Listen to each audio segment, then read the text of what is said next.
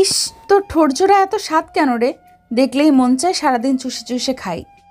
উফ, আপু সরো তো, খালি সব সময় বাজে কথা। আবার কিস করলে কিন্তু আমি এবার খালামণিকে বলে দিব।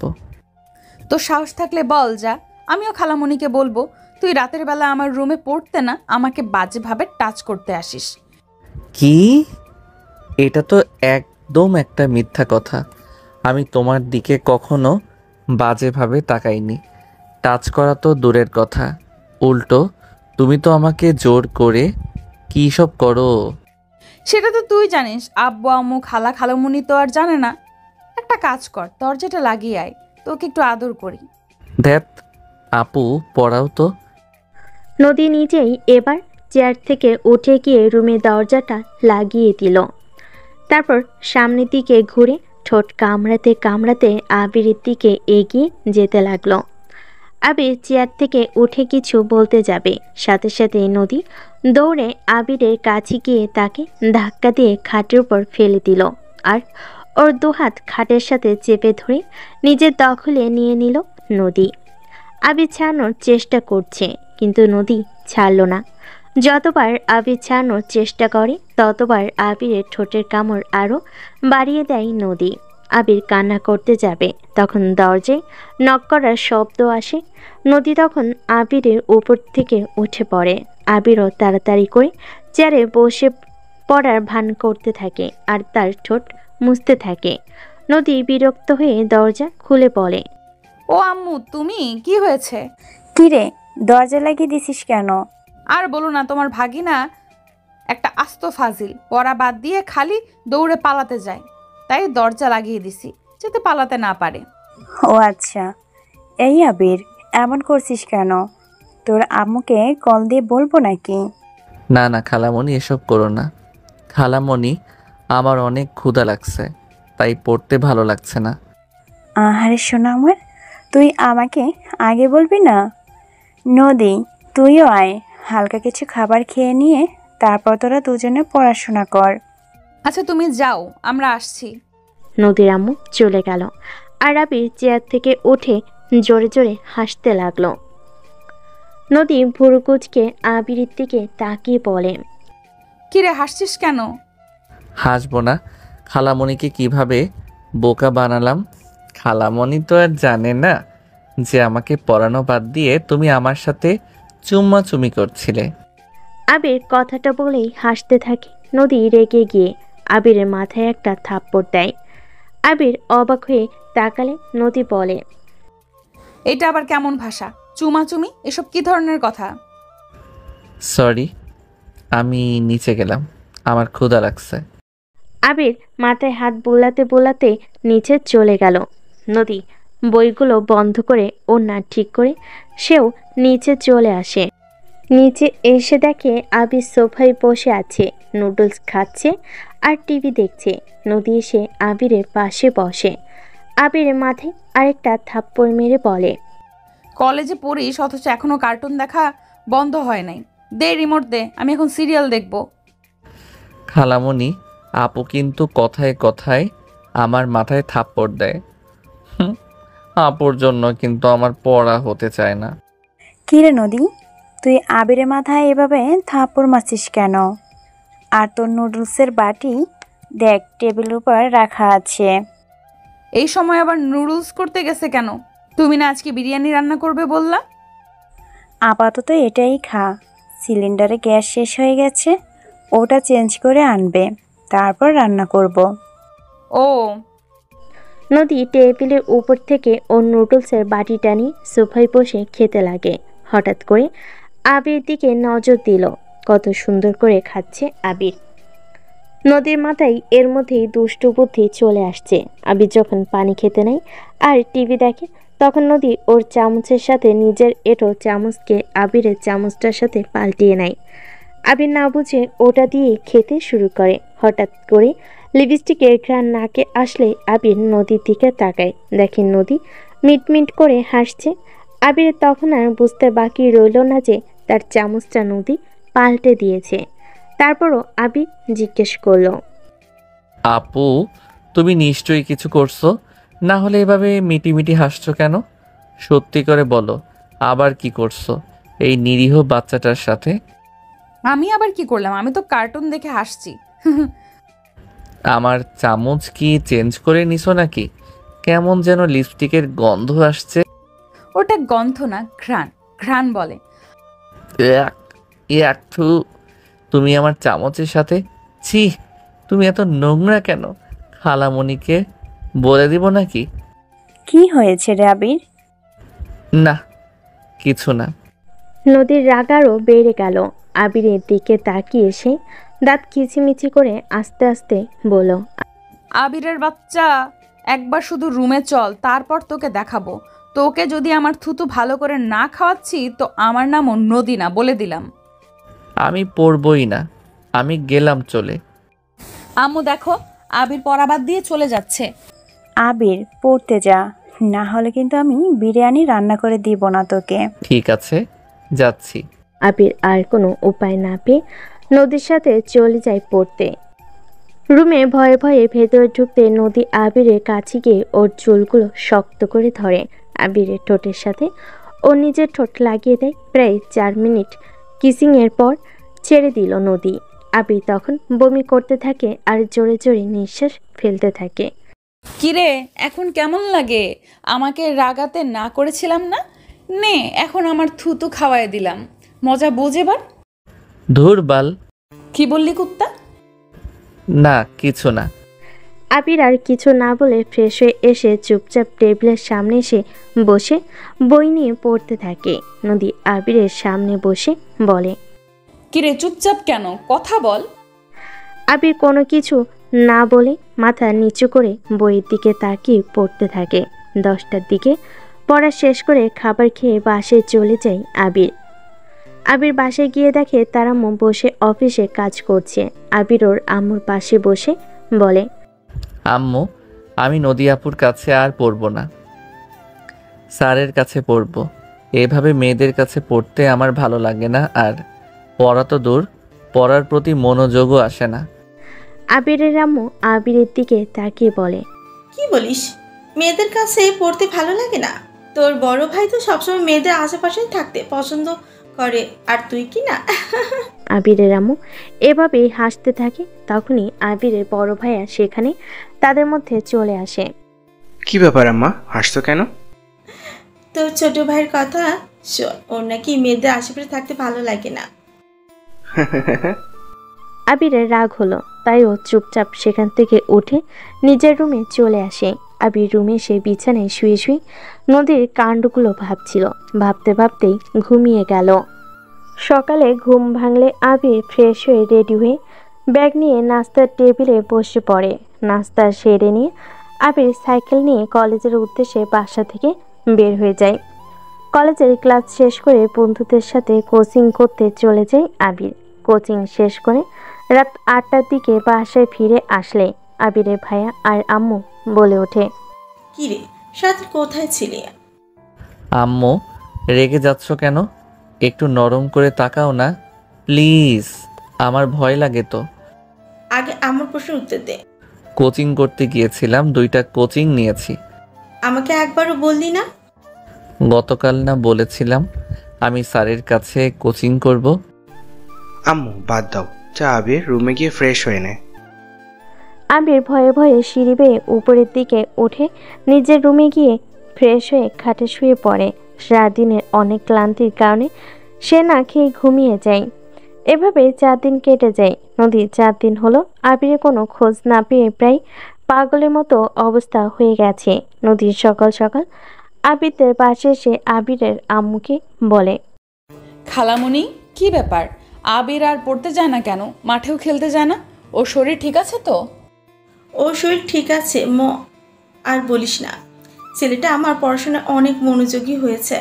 সকালে খেয়ে বের হয়, রাত 8টায় বাসায় ফিরে সারাদিন পড়াশোনা নিয়ে থাকে। আজকে ওর ছুটি, তাই রুমে ঘুমিয়ে আছে। ও আচ্ছা, তা রাত 8টা পর্যন্ত কিসের পড়াশোনা করে বাহিরে? 2টা কোচিং নাকি নিয়েছে ও। ও, তোমার ছেলে রুমে আছে? আছে, যা গিয়ে দেখ। নদী আর কোনো কথা না বলে সিঁড়ি ধুয়ে সোজা আবিরের রুমে গিয়ে নক করে। আবির ঘুমু ঘুমু চোখে বিছানা থেকে উঠে এসে দরজা খুলে দেয়। দরজা খোলার সাথে সাথে নদী আবিরের গালে ঠাস করে একটা থাপ্পড় মেরে দেয়। আর তাতেই আবিরের সব ঘুম কোথাও যেন উধাও হয়ে গেল। আবির চোখ বড় বড় করে তাকাতেই নদী আবিরকে ধাক্কা দিয়ে রুমের ভেতর নিয়ে গিয়ে দরজা আটকিয়ে দেয়। আর আবিরের টি শার্টের কলার চেপে ধরে বলে, আমি না হয় একটু তোর সাথে দুষ্টুমি করি, তাই বলে তুই অন্য জায়গায় কোচিং নিবি? নিবি ভালো কথা, একবার আমাকে কল দিয়ে বলতে পারিস নাই? তোর কোনো ধারণা আছে আমি কি ভয় পেয়েছিলাম তোর কোনো খোঁজ না পেয়ে? নদী কথাগুলো বলতে বলতে আবিরকে জড়িয়ে ধরে কান্না করে দিল। আবির যেন থমকে গেল। নদীর হুট করে এমন কান্না দেখে সে যেন নিজেকে সহ্য করতে পারছে না। নদীর কান্নার আওয়াজ আবিরের বুকে তীরের মতো আঘাত করছে। আবির এই প্রথম নদীর প্রতি অন্যরকম অনুভব করল। আবিরের টি শার্ট দিয়ে নাকের পানি ও চোখ মুছতে থাকলো নদী। আবির রেগে গিয়ে নদীর দিকে তাকিয়ে কিছু বলবে ভেবেও বলল না। তখন নদী কান্না করতে করতে আবারও বলে, আমি না হয় তোকে ভালোবাসি বলে তোর সাথে এমন পাগলামি করি, আর তুই আমার এই ভালোবাসাটা বিরক্তির মনে করেছিস। আবির, আমি তোকে অনেক অনেক ভালোবাসি রে, তাই আমি তোর সাথে এমন দুষ্টুমি করি। আমি তোকে এক নজর না দেখলে আমার দম বন্ধ হয়ে আসতে নাই। তুই সারাদিন কলেজে থাকলে আমার মনটা ছটফট করে, কখন আমি এক নজর তোকে দেখতে পারবো। তোকে জ্বালাতন করতে আমার অনেক ভালো লাগে। নদীর কথাগুলো চুপচাপ শুনছিল আবির। এক পর্যায়ে নদী আবিরকে ধাক্কা দিয়ে সরিয়ে দিয়ে জোরে জোরে কান্না করতে করতে বলে, আমি যখন এতই বিরক্ত করি তোকে, তাহলে আর কোনো দিনও আমি তোকে বিরক্ত করব না, তোকে জ্বালাবো না, তোর সাথে কোনো অত্যাচার করব না। নদী একাই কথাগুলো বলে রুম থেকে বের হয়ে গেল। আবির শুধু ভ্যাবাচাকা খেয়ে সেখানে দাঁড়িয়ে দাঁড়িয়ে নদীর কাণ্ডগুলো দেখছিল। সে নদীকে এমন অবস্থায় আটকাবে নাকি দেখবে কিছুই বুঝতে পারছিল না। আবির আর দাঁড়িয়ে না থেকে ওয়াশরুমে চলে গেল।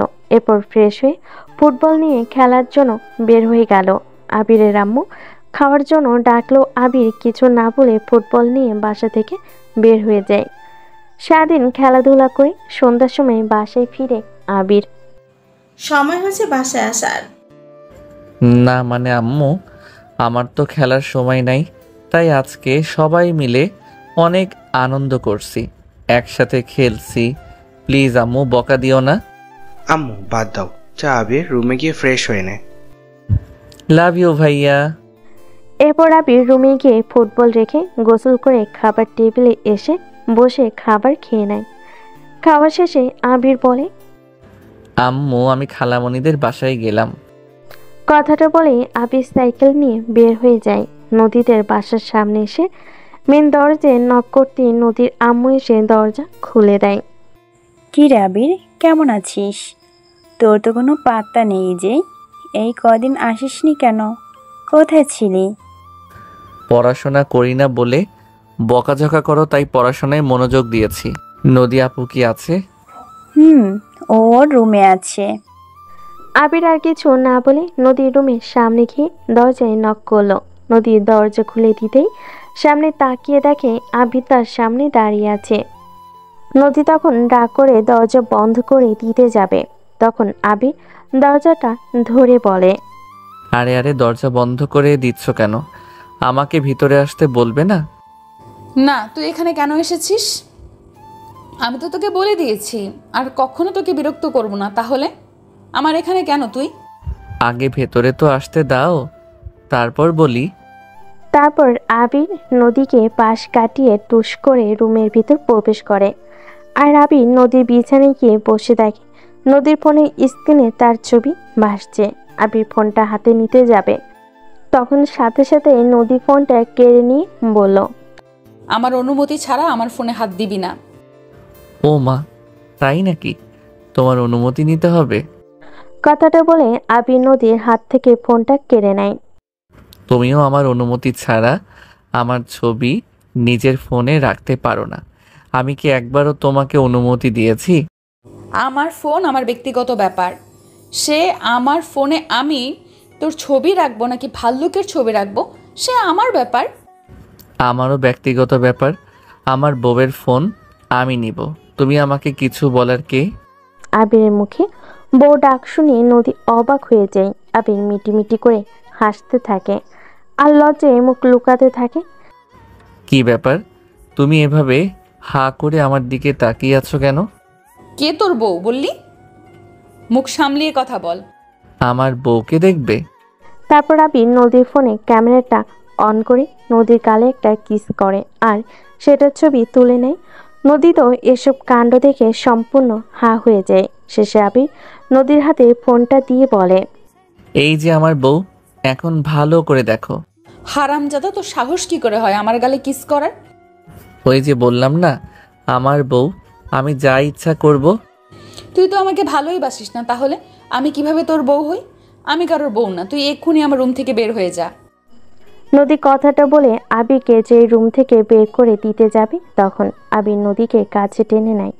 নদীর গাল চেপে নদীকে চুমু দিয়ে বলে, দেখো, ভালোবাসি আর না বাসি, তোমাকে যখন একবার বউ বলে ডেকেছি তখন তোমাকে আমি আমার বউ বানিয়েই ছাড়বো। কখনোই পারবি না, তোর মতো ভিতর ডিম আমার কিছুই করতে পারবে না। যেই ছেলে মেয়েদের ঠোঁটের স্পর্শ থুতু সহ্য করতে পারে না, সেই ছেলে নাকি আবার আমাকে বউ বানাবে। নদী আরো কিছু বলতে যাবে তখন আবির নদীকে জড়িয়ে ধরে। নদীর মাথার পেছনে হাত দিয়ে আবির নদীর ঠোঁটের সাথে নিজের ঠোঁট মিলিয়ে লম্বা একটা কিস করে নেয়। প্রায় 5 মিনিট পর আবির নদীকে ছেড়ে দেয়। এরপর নদী হাঁপাতে থাকে আর জোরে জোরে নিঃশ্বাস ফেলতে থাকে। তখন নদী আবিরকে কিছু বলবে, তাকে নদীর আম্মু ডাকে। আবির নিচে চলে যায়।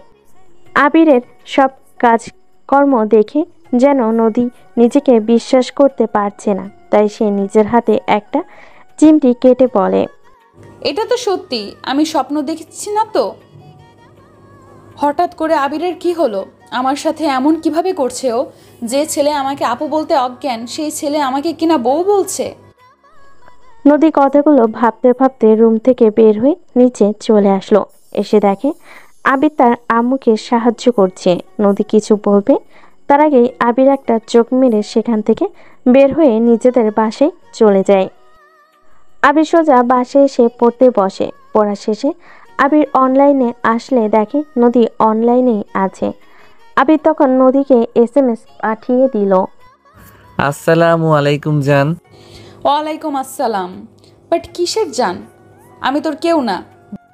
ও লে লে লে, আমার জানটা বুঝি রাগ করেছে? মুয়া। জান, রাগ করো না, কাছে আসো, চুমু দেই। বেয়াদব, চুপ কর।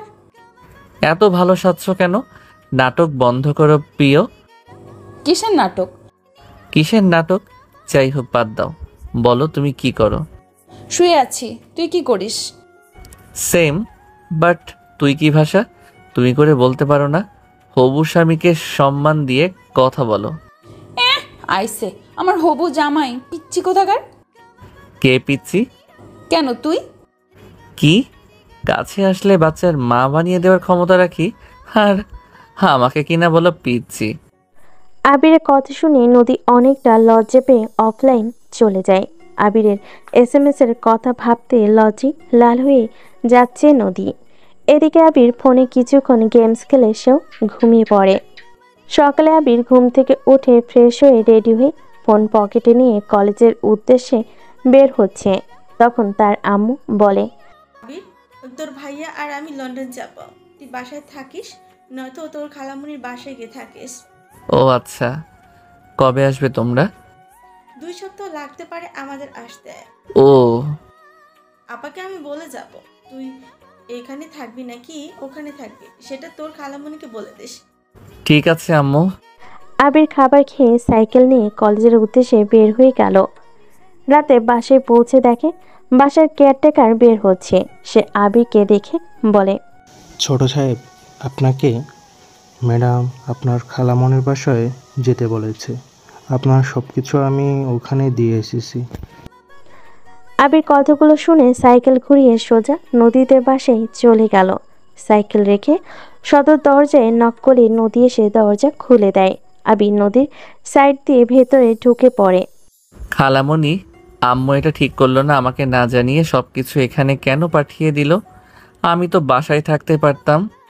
আরে তুই রেগে যাচ্ছিস কেন? এখানে আমাদের সাথে থাকলে কি সমস্যা তোর? আমি তোর আম্মুকে বলছি, তাই তুই এখানেই থাকবি। এমনিতেও তুই তো একা পারিস না, তাহলে তুই ওখানে কিভাবে থাকবি? আমার বন্ধু রিয়াদকে নিয়ে আসতাম। চুপ কর, যা ফ্রেশ হয়ে আয়। আবির নদীকে পাশ কাটিয়ে রুমে চলে গেল। ও ফ্রেশ হয়ে নিচে এসে নদীর হাত থেকে টিভি রিমোটটা কেড়ে নিয়ে কার্টুন দেখতে থাকলো। তোর সমস্যা কি ছোট শয়তান? আমি যখনই টিভি দেখি তখনই তুই আসিস কেন? তোমার সমস্যা কি? তুই জানো এখানে আমি টিভি দেখি, আর তোমার রুমে তো টিভি আছে, তাহলে সেখানে না দেখে এখানে কেন দেখো? আমার টিভিতে চ্যানেল আসছে না, ডিশ লাইনওয়ালাকে কল দিলাম, তাও নিয়ে আসে নাই। ও, আমি যদি ঠিক করে দিতে পারি তাহলে আমি কিন্তু তোমার রুমে টিভি দেখব, তোমাকে আর দেখতে দিব না। তুই পারলে তো দেখবি। একদম না, হঠাৎ কারেন্টে আটকে গেলে কি হবে? খালামণি, কিছু হবে না, আমি পারবো। আবির রিমোট রেখে নদীর রুমের দিকে এগোচ্ছে। নদীও আবিরের পিছন পিছন যাচ্ছে। এরপর আবির কোনো মতে নদীর টিভির লাইনটা ক্লিয়ার করে দেয়। এরপর নদীর দিকে তাকায়। তুই কিভাবে পারলি এটা? জাদু। এখন যাও, নিচে গিয়ে টিভি দেখো তুমি, আমি এখন তোমার রুমে থাকবো। আজব তো, আমি তাহলে কোথায় থাকবো? কেন, রুমের কি অভাব পড়ছে নাকি? যে কোনো একটাতে গিয়ে থাকো। আবির কথাটা বলে খাটে শুয়ে পড়ল আর পাশে থাকা কোলবালিশটাকে জড়িয়ে ধরে কার্টুনের চ্যানেল অন করে দিল। এদিকে নদী রাগে রাসেল ভাইপারের মতো ফোঁস করতে থাকলো। নদী সোফায় বসে আবিরের এসব ঢং দেখতেছিল। আবির নদীর দিকে তাকিয়ে বলল, এই যে ম্যাডাম, টিভি সামনের দিকে পেছনের দিকে না। আমি জানি, তোর বলতে হবে না। তুই আগে বল, তুই গতকাল রাতে আমাকে কি বলেছিলি? কি হলো, চুপ করে আছিস কেন? বল, কি বলছিলি? কি বলেছি? ঠিকই তো বলছি। আমাকে পিচ্ছি বলো কেন? আমার হাইট কত তোমার ধারণা আছে? কত রে? 5 ফুট 8, আর তুমি 5 ফুট 5।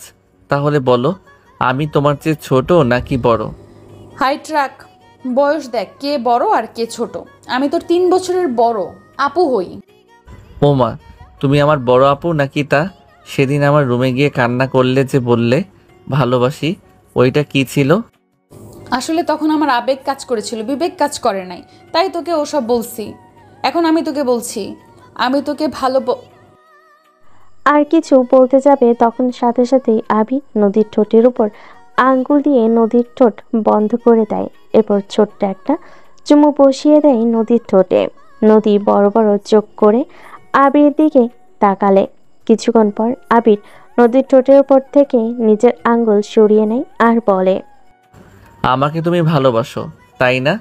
না, আমি তোকে নদী কিছু বলতে যাবে তখনই আবির নদীকে কিস করে বসলো। নদী যতবারই বলতে যাচ্ছে সে আবিরকে ভালোবাসে না, ততবারই আবির নদীকে আটকে দিচ্ছে, মানে নদীর ঠোঁটকে। শেষমেশ নদী এবার কান্না করে দিয়ে বলল, হ্যাঁ, ভালোবাসি। গুড, বাট তোমার ওই সুন্দর চোখে পানি মানায় না। আমিও ভালোবাসি তোমায়, আমার সিনিয়র বুড়ি। কিন্তু এ ভালোবেসে কি হবে? তোর সাথে তো কোনোদিন আব্বু আম্মু আমার বিয়ে দিবে না। আমি তোর সিনিয়র আর তুই আমার জুনিয়র। সেসব নিয়ে তোমাকে ভাবতে হবে না। সিনিয়র জুনিয়র বড় কথা না, বড় কথা হলো তুমি ঠিক থাকলেই চলবে। এরপর আবির নদীকে জড়িয়ে ধরে ওর চোখের পানি মুছে দেয় আর নদীকে কোলের মধ্যে নিয়ে বসে টিভি দেখতে লাগে। নদীও চুপচাপ আবিরের কোলে বসে শান্তভাবে টিভি দেখতে থাকে আর মাঝে মাঝে মাথা উঁচু করে আবিরকে দেখে। এর মধ্যে আবিরের ফোনে কল চলে আসে। আবির নদীকে ছেড়ে দিয়ে পকেট থেকে ফোনটা বের করে দেখে তার আম্মুর ফোন। আসসালামু আলাইকুম আম্মু। ওয়ালাইকুম আসসালাম। আবির, তুই তোর খালামণিদের বাসায় গেছিস তো নাকি? হুম। আচ্ছা, তুই ওখানেই থাকিস এই কদিন? আচ্ছা, আব্বু আর ভাইয়া কোথায়? ওরা এখনো বাহিরে আছে, বাসায় আসেনি। আবির ওর আম্মুর সাথে এভাবেই আরো কিছুক্ষণ কথা বলতে থাকে। কথা শেষ হলে নদীর আম্মু ওদেরকে ডাক দিলে আবির আর নদী দুজনই নিচে চলে আসে তিনজন একসাথে টেবিলে বসে খাবার খাচ্ছে। খাওয়া শেষ করে আবির আর নদী দুজনেই একসাথে রুমে চলে যায়। নদীকে খাটের উপর বসিয়ে দিয়ে আবির নদীর কোলে মাথা রেখে শুয়ে পড়ে। প্রায় অনেকক্ষণ হয়ে গেল তারা ওভাবেই সময় কাটায়। প্রায় রাত অনেক হয়েছে, বলতে গেলে 12টা বাজে। ঘড়ির দিকে তাকিয়ে নদী আবিরকে বলে, সত্যি কি এখানেই ঘুমাবি নাকি? না, তুমি থাকো, আমি যাই। এরপর আবির নদীর কপালে একটা চুমু দিয়ে রুম থেকে বের হয়ে গেল। আবির অন্য রুমে গিয়ে ঘুমাচ্ছে। সকালে আবিরের ঘুম ভাঙলে পাশ ফিরে দেখে যে নদী তার পাশে শুয়ে ঘুমাচ্ছে। এর মধ্যে নদী নড়চড় করে আবিরকে জড়িয়ে ধরে। তারপর আবির বলে, এই যে সিনিয়র, কি করছো? কেন, আমার কিউট পিচ্ছি কোলবালিশকে জড়িয়ে ধরে শুয়ে আছি। দেখো দেখো না, চোখে দেখো না। একবার খালামণি দেখলে না তোমার কোলবালিশ জড়িয়ে শুয়ে থাকা বের করবে। আম্মু এখানে এসে দেখলেই বা কি করবে? ঠিক আছে, এখন আমার উপর থেকে হাত পা সরাও, কলেজে যেতে হবে। আজকে কলেজে না গেলে হয় না? না, এখনই যেতে হবে। কয়েক মাস পর থেকে না গেলেও কোনো সমস্যা হবে না। এরপর আবির বিছানা থেকে উঠে ফ্রেশ হয়ে গোসল করে কলেজের ড্রেস পরে নিচে চলে আসে। আর তার খালামণিকে বলে, খালামণি, আমি কলেজে যাচ্ছি। না খালামণি, এখন সময় নেই, আমি বাহির থেকে খেয়ে নেব, আসছি, বাই। এরপর আবির তাড়াহুড়ো করে বাসা থেকে বের হয়ে যায়। রাত 8টার দিকে এসে বাসে ফিরে নদী বলে, যাও ফ্রেশ হয়ে আসো, তোমার জন্য আমি আজ অনেক কিছু রান্না করছি। খালামণি কোথায় গেছে? আম্মু তার এক বান্ধবীর বাসায় গেছে। আসবে কবে? খালামণি তো কোথাও গেলে সহজে আর বাসায় আসতে চায় না। সকালে আসবে হয়তো, এত ভেবে লাভ নাই। যাও ফ্রেশ হয়ে আসো তুমি। আবির রুমে চলে গিয়ে ফ্রেশ হয়ে ড্রেস চেঞ্জ করে আবার নিচে নদীর কাছে ফিরে আসে। এরপর তারা দুজনে মিলে একসাথে খাবার টেবিলে বসে রাতের ডিনার সেরে নেয়। আবির খাওয়া দাওয়া শেষে বলে, বাহ, আমার খালাতো বউটার হাতের রান্না তো অনেক মজার। যাক, ভালোই হইল, বিয়ে করলে প্রতিদিন এমন মজার মজার খাবার তো খেতে পারবো। বিয়ের পর আমি কেন রান্না করব? তুই রান্না করবি, আমি খাবো। দরকার নাই এমন বউকে। আমি যদি নিজে রান্না করি তাহলে তোমাকে বিয়ে করব কেন? আবিরের কথা শুনে নদীর রাগ উঠে যায়। তাই সে একটা কাঁটা চামচ দিয়ে আবিরকে যেই মারতে যাবে তখনই আবির চেয়ার থেকে উঠে দৌড়ে পালিয়ে যায়। তারপর নদী ওদের দুজনের প্লেট ধুয়ে খাবার ফ্রিজে রেখে নিজের রুমে চলে যায়। আবিরের রুমে যাবে ভেবে নদী আবিরের রুমে গেল না। নদী হাতে ফোনটা নিয়ে দেখে আবিরের মেসেজ। যান, ঘুমিয়ে যাও, আমি ঘুমাবো। এত তাড়াতাড়ি কেন? বাসায় খালামণি নাই, তাই দুজন এমন একসাথে থাকলে উল্টাপাল্টা কিছু হয়ে যেতে পারে। আমি ওই ধরনের সম্পর্ক এখন করতে চাই না। যখন তোমাকে বিয়ে করে নিজের ঘরে নিয়ে আসতে পারবো, যেদিন তোমাকে আদর করব। ও রে রে রে, আমার কত ভালো জামাইটা। মুয়া। হি হি হি। ওকে, যান, বাই। নদীকে বাই জানিয়ে আবির ঘুমিয়ে পড়ল। এদিকে নদী সোফায় বসে টিভি দেখছিল। টিভি দেখতে দেখতে রাত 1টা বেজে গেল। নদী আবিরের রুমে গিয়ে উকি মেরে দেখে আবির ঘুমোচ্ছে। নদী চুপি চুপি রুমের ভিতরে গিয়ে আবিরের বুকে মাথা রেখে ঘুমিয়ে পড়ে। সকালে আবিরের ঘুম ভাঙলে দেখে নদী আবিরকে জড়িয়ে ধরে তার বুকের উপর শুয়ে আছে। এটা দেখে আবির এক লাফ দিয়ে শোয়া থেকে উঠে পড়ে। আবিরের লাফ দিয়ে ওঠাতে নদী ঘুম ভেঙে যায়। ঘুম ঘুম চোখ মুছতে মুছতে নদী বলে, কি হয়েছে? এভাবে লাফিয়ে উঠলে কেন? না, এমনি। তুমি এখানে কি করছো? রাতে ভূতের মুভি দেখে ভয় লাগতেছিল, তাই তোমার কাছে এসেছিলাম ঘুমাতে। হা হা হা, ভিতর ডিম একটা। আর তুমি খুব সাহসী, তাই না? এই জন্যই তো খালামুনি তোমাকে একা রেখে যেতে ভয় পায়। নদী কথাটা বলে হাসতে থাকে। আবির রাগীভাবে নদীর দিকে তাকাতেই নদী আবিরের গাল টেনে দেয়। আবির নদীর হাত সরিয়ে দিয়ে বলে, ধুর, যাও তো। আবির কথাটা বলে ওয়াশরুমে চলে গেল। ফ্রেশ হয়ে রেডি হচ্ছে আবির।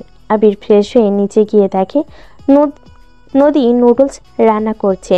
এরপর আবির নাস্তা করে কলেজে চলে যায়। রাতে বাসায় ফিরে দেখে নদী একা একা বাসায় বসে আছে। কি ব্যাপার, খালামণি এখনো ফেরেনি? রওনা দিয়েছে ওখান থেকে। ওলে ওলে বউটা আমার একা একা বাসায় ছিল এতক্ষণ।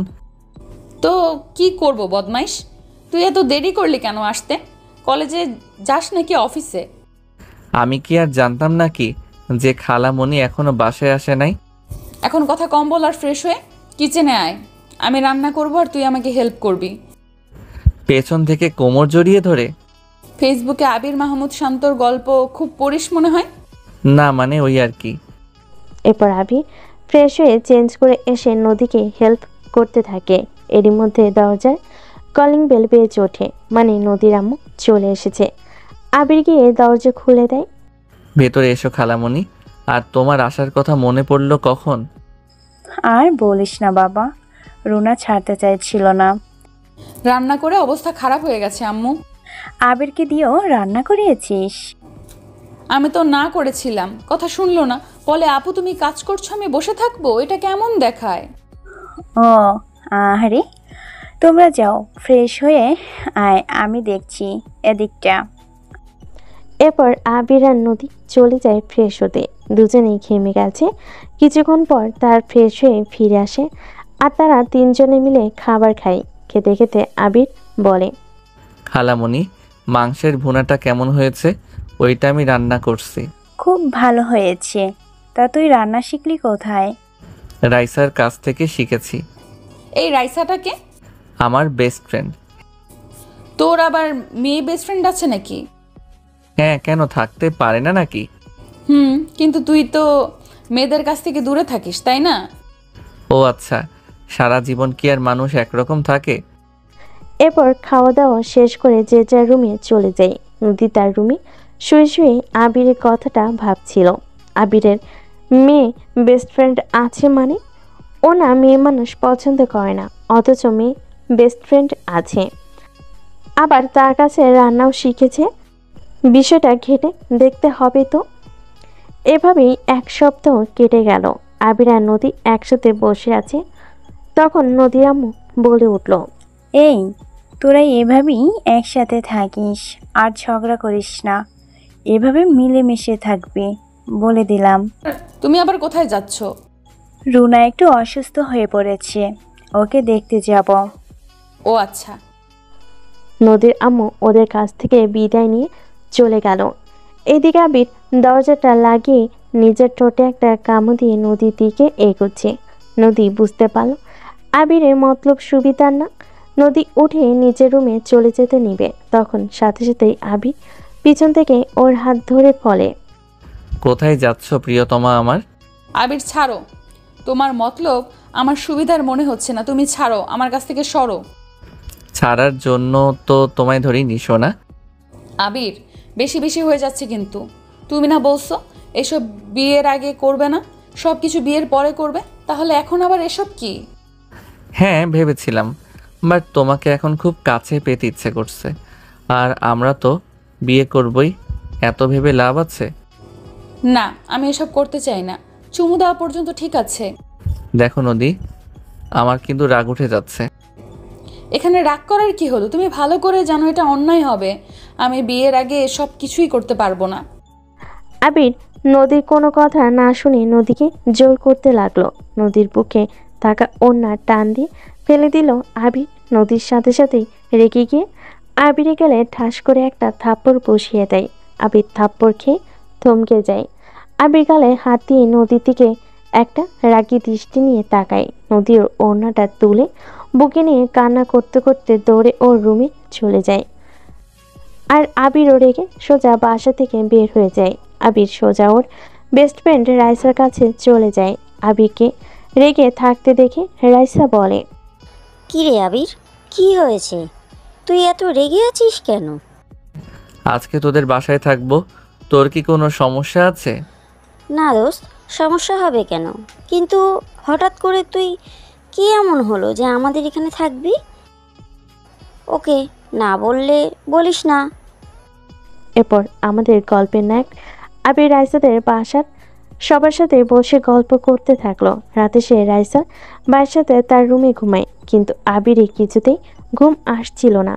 নদীর কথা মনে করে আবির হঠাৎ শোয়া থেকে বিছানায় উঠে বসে।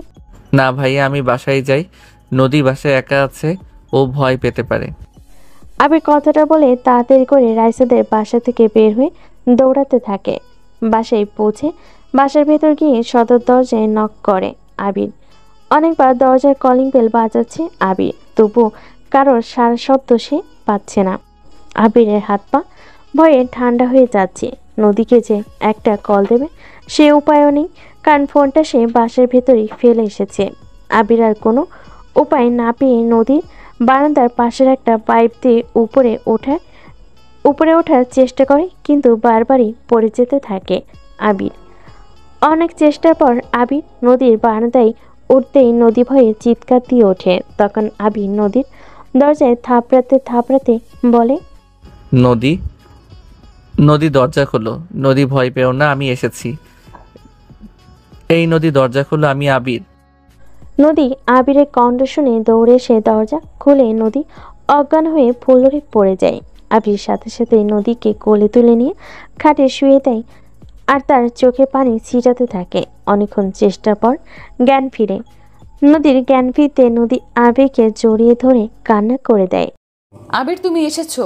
তুমি এত দেরি করলে কেন আসতে? জানো আবির, ওখানে ভূত ভূত ছিল।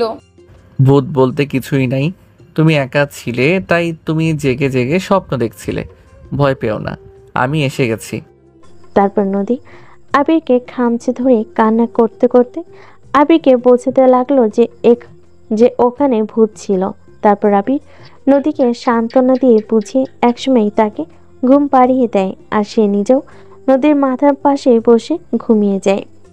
সকালে ঘুম ভাঙতে দেখে আবির নদীর কপালে হাত দিয়ে রেখে নদীর গা জ্বরে পুড়ে যাচ্ছে।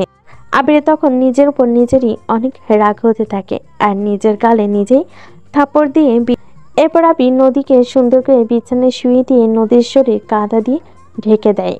আবির রুম থেকে বেরিয়ে যেতে নেবে, তখন নদী শক্ত করে আবির হাত পেছন থেকে জড়িয়ে ধরে তার বুকের উপরে নেয়। নদী, তুমিও রেস্ট করো, আমি তোমার জন্য খাবার আর ওষুধ নিয়ে আসছি। না, তুমি কোথাও যেও না, আমার ভয় লাগছে। নদী, কিচ্ছু হবে না, তুমি ভয় পেও না, আমি আছি তো। না, তুমি যেও না আমাকে ছেড়ে। আবির আর কোনো উপায় না পেয়ে নদীকে কোলে তুলে নিয়ে নিচে চলে গেল।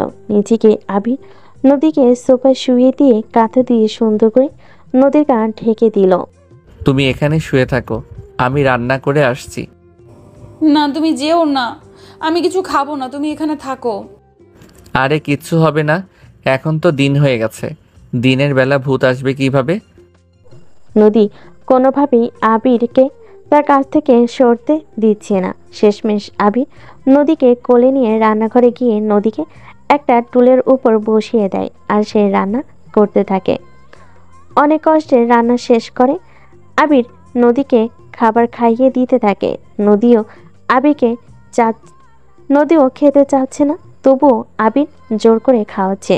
খাওয়া শেষ করে আবির নদীকে ওষুধ খাইয়ে দিল। সবকিছু শেষ করে আবির নদীকে নিয়ে বিছানায় শুয়ে দেয়। তারপর সে নিজেও নদীর পাশে শুয়ে পড়ে আর নদীকে তার বুকে জড়িয়ে ধরে, যাতে তার শরীরে একটু সহজেই গরম হয়ে যায়, মানে নদীও আবিরকে শক্ত করে জড়িয়ে ধরে বুকে মাথা লুকায়। নদী, তোমার কি এখনো ঠান্ডা লাগছে, নাকি আমি লেপ নিয়ে এসে তোমার গায়ে জড়িয়ে দিব? নদী তখন মাথা নেড়ে হ্যাঁ সম্মতি জানায়। তারপর আবির একটা লেপ নিয়ে এসে নদীর পুরো শরীর ঢেকে দেয়। অনেকক্ষণ হয়ে যায়, তবুও নদীর জোর কমছে না।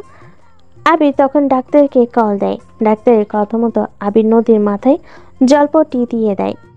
এরপর সে নদীর পুরো শরীর মুছে দিবে, কিন্তু পারছিল না, তাই আবির নিজের চোখে একটা তোলে বেঁধে নেয় আর নদীর শরীর থেকে জামা কাপড় সব খুলে একটা ভেজা তাওয়াল দিয়ে নদীর সারা শরীর মুছে দেয় আর সবশেষে তাকে আবার জামা পরিয়ে দেয়। নদী জ্বরের ঘরে আবিরকে নিজের কাছে টানতে নেয়। তখন আবির এক ঝটকায় নদীকে সরিয়ে দিয়ে বলে, নদী কি করছো? আমার কাছে আসো না একটু, এভাবে চোখ বন্ধ করে আছো কেন? চুপ করে থাকো।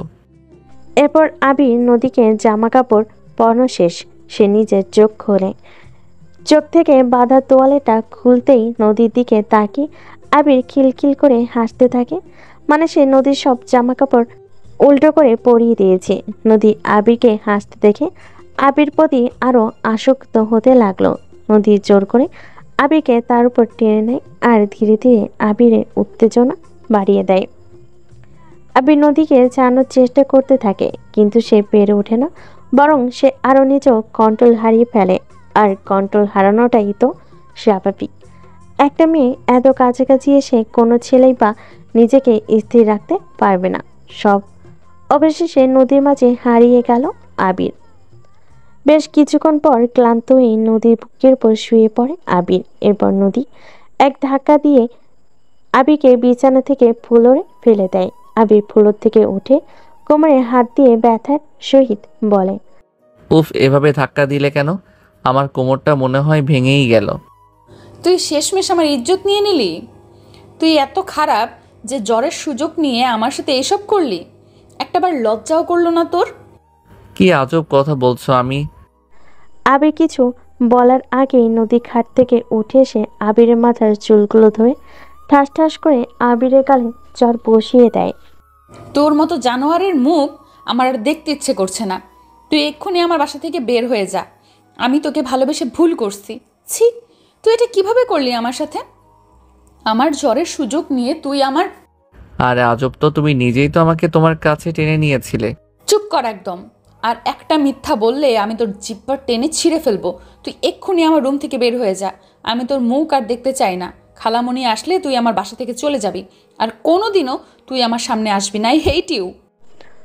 নদী এই কথাগুলো বলে আবিরকে ধাক্কা দিয়ে তার রুম থেকে বের করে দিল আর তার দরজা বন্ধ করে দিয়ে কান্না করতে লাগলো। আবির নিজের রুমে গিয়ে রাগে যেন আগুন হয়ে গেল আর নিজে নিজেই বলতে লাগলো, নিজের ইচ্ছায় আমাকে কাছে টেনে নিল আর এখন সম্পূর্ণ আমার দোষ। ওকে, আমি চলে যাব। আমার ঠেকা পড়ছে তোমার সামনে যাওয়ার। আজব মেয়ে নিজেই আমাকে এসব করতে বাধ্য করলো, আর এখন আমি জানোয়ার খারাপ হয়ে গেলাম। যাব না আর তোমার সামনে আমি। আবির আরো কিছু বলে ওয়াশরুমে চলে গেল। সে গোসল করে এসে একটু শুয়ে পড়ল। সন্ধ্যের দিকে সে উঠে দেখে নদীর আম্মু পাশে এসেছে। আবির নদীর আম্মুকে দেখে বলল, খালামণি, আমি ফুপির বাসায় যাব। কলেজ থেকে কিছুদিন ছুটি পেয়েছি। আচ্ছা যা, কিন্তু তোর আম্মুকে কি ফোন দিয়ে বলেছিস এ কথা? না, পরে ফোন দিয়ে বলে দিব। তা কতদিন থাকবে ওখানে? দেখি কদিন থাকা যায়। এরপর আবির রুমে এসে নিজের ব্যাগপত্র সব গুছিয়ে নেয়। তারপর নদীর আম্মুর থেকে বিদায় নিয়ে বাসা থেকে বের হয়ে যায় আবির। আবির ওর ফুপিদের বাসায় চলে গেল 1 মাস পর। কি রে আবির, তুই বাসায় আসবি কবে? 1 মাস হয়ে গেল, তোর ফেরার কোনো নামগন্ধ নাই। জি আম্মু, আজকে রওনা দিব। এত রাগ করো কেন? তোমাদের এসবের জন্য কিন্তু আমার তোমাদের সাথে থাকতে ইচ্ছে করে না। মুখে দেখি বেশ কথা ফুটেছে তোর। একটা থাপ্পড় দিয়ে মুখে সব দাঁত ফেলে দিব, বেয়াদব ছেলে। ধ্যাত, আমি আর যাবই না। আবির কথাটা বলে তার আম্মুর ফোন কেটে দেয়। ওদিকে আবির আম্মু বারবার তাকে কল দিতে থাকে। এক পর্যায়ে আবির আম্মু আবিরের ফুপির কল দিয়ে আবিরকে বাসায় আসতে বলে। তারপর আবির ফুপি আবিরকে সুন্দর মতো সব বোঝায় আর আবিরকে পাঠিয়ে দেয়। আবির তাদের বাসায় ফিরে আসে। আবির বাসার ভিতরে ঢুকতে নদীকে দেখেও না দেখার ভান করে। ওর আম্মুকে আর মাহিনকে বলে, ভাইয়া কেমন আছো? ভালো। তা তুই আম্মুর সাথে নাকি বিয়াদবি করছিস? প্লিজ ভাইয়া, তুমিও শুরু করো না। আম্মু সবসময় শুধু আমার সাথে রাগ দেখায়। আমার সাথে একটু ভালো করে কথা বললে কি হয়? তুই জানিস না আম্মু সবার সাথে এভাবে কথা বলে? যা আম্মুর কাছে সরি বল। আম্মু কিন্তু তোর ব্যবহারে কষ্ট পেয়েছে। এরপর আবির তার আম্মুর কাছে সরি বলে সবকিছু ঠিকঠাক করে নেয়। বিকেলে আবির বন্ধুদের সাথে খেলতে বাইরের মাঠে যায়। খেলাধুলা শেষ করে সন্ধ্যার পর বাসে এসে আবারও কলিং বেল বাজাতেই ভেতর থেকে কেউ একজন এসে দরজা খুলে দিল আর চলে গেল। আবির চলে যাওয়া মানুষটার দিকে তাকিয়ে দেখে নদী। আবির কিছু না বলে বসার ঘরে গিয়ে দেখে সবাই একসাথে বসে কথা বলছে। আবির তার খালামণি অর্থাৎ নদীর আম্মুকে দেখে বলে, খালামণি কেমন আছো? আলহামদুলিল্লাহ ভালো। তুমি কেমন আছো? ভালো আছি খালামণি। তা আম্মুর সাথে বেয়াদবি করস কেন? খালামণি একটা কথা কি জানো, যদি তুমি কাউকে ভালো ব্যবহার করে কাছে টানবে, সেই মানুষটা কিন্তু তোমার কাছে বারবার যেতে চাইবে। আর তুমি যদি কারোর সাথে খারাপ ব্যবহার করো প্রতিনিয়ত কারণে অকারণে, তখন দেখবে ওই মানুষটার মনে একটা প্রভাব পড়বে যে ভালো কাজ করলেও বকা খেতে হয়, তার থেকে নিজের মতো চালাই ভালো। আবিরের কথা শুনে নদীর আম্মু কি বলবে বুঝতে পারল না। সবাই চুপ হয়ে গেল। আবিরের আম্মু বলে উঠল, বা ওসব বাদ দাও, এখন আমরা আসল কথায় আসি, কি বলো? আবির সেসব কোনো কথাই কান না দিয়ে নিজের রুমে চলে গেল। নিজের বিছানায় শুয়ে আছে সে, আর মনে মনে ভাবছে, সব কিছু এত বিরক্ত লাগে কেন? আম্মুর সাথে এভাবে কথা বলা আমার ঠিক হয় নাই, কিন্তু কি করব, সরি বললাম, তখন উল্টো কথা শুনিয়ে দিল। কেই বা চায় বাবা মার সাথে খারাপ ব্যবহার করতে? তারা এমন পরিস্থিতি তৈরি করে যে রাগের বশে সন্তানরা তাদের সাথে খারাপ ব্যবহার করতে বাধ্য হয়। আবির কথাগুলো ভাবতে ভাবতে আর রুমে থাকতে পারছিল না। তাই সে উঠে বাইরে একটু হাঁটতে যাবে বলে সিদ্ধান্ত নেয়। রুম থেকে বাইরে এসে যেন আবির চমকে ওঠে। সে শুনতে পায় নদীর সাথে তার ভাই মাহিনের বিয়ে। কি? নদীর সাথে ভাইয়ার বিয়ে মানে? বেয়াদব কোথাকার, বড় আপুর নাম ধরে ডাকতে লজ্জা করে না তোর? হ্যাঁ, আমাদের বিয়ে। তোর কোনো সমস্যা আছে? কেন, আপনি রাজি নাকি? আমি অবশ্যই রাজি। মাহিন ভাইয়ের মতো স্বামী পাওয়া তো ভাগ্যের ব্যাপার। সব মেয়েরা মাহিন ভাইকে পছন্দ করে, সেখানে আমি কেন এত সুন্দর একটা সুযোগ হাতছাড়া করব? আমি বিয়ে করতে রাজি। খালামণি, তোমরা সব ব্যবস্থা করতে পারো। দেখো, আমার উপর রাগ করে এমন কোনো ভুল করো না যাতে তার জন্য তোমার সারা জীবন পস্তাতে হয়। তোর উপরে কেন রাগ করতে যাব, আর পস্তাবই বা কেন? ভাইয়া, তুমি নদীকে বিয়ে করতে পারবে না? স্টুপিড ছেলে, তোর কাছ থেকে শুনতে হবে ও কাউকে বিয়ে করবে কাকে না করবে। অবশ্যই শুনতে হবে। আম্মু, তুমি যখন আমাকে বেয়াদব বলছো তাহলে শোনো, আমি নদীকে ভালোবাসি, আর আমি নদীকে না পেলে ওকে অন্য কারো হতে দিব না। আবিরের কথা শুনে সবাই যেন একটা শক খেলো। এরপর আবিরের আম্মু রেগে গিয়ে আবিরের গালে ঠাস ঠাস করে 2টা থাপ্পড় বসিয়ে দিল। বেয়াদব, বড় আপুকে ভালোবাসিস মানে কি? আবার হুমকিও দিচ্ছিস? তুই যা ইচ্ছে কর গে, মাহিনের সাথেই নদীর বিয়ে হবে। আম্মু, তুমি আমাকে আরো মারো, কোনো সমস্যা নাই।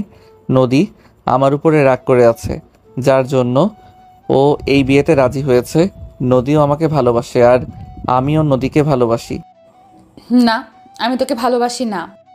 নদী প্লিজ, এটা সিরিয়াস ব্যাপার। তুমি যদি এখন আমার উপর রেগে থাকো তাহলে সত্যি সত্যি ভাইয়ার সাথে তোমার বিয়ে হয়ে যাবে। আমাকে সারা জীবনের জন্য হারাতে হবে তোমার।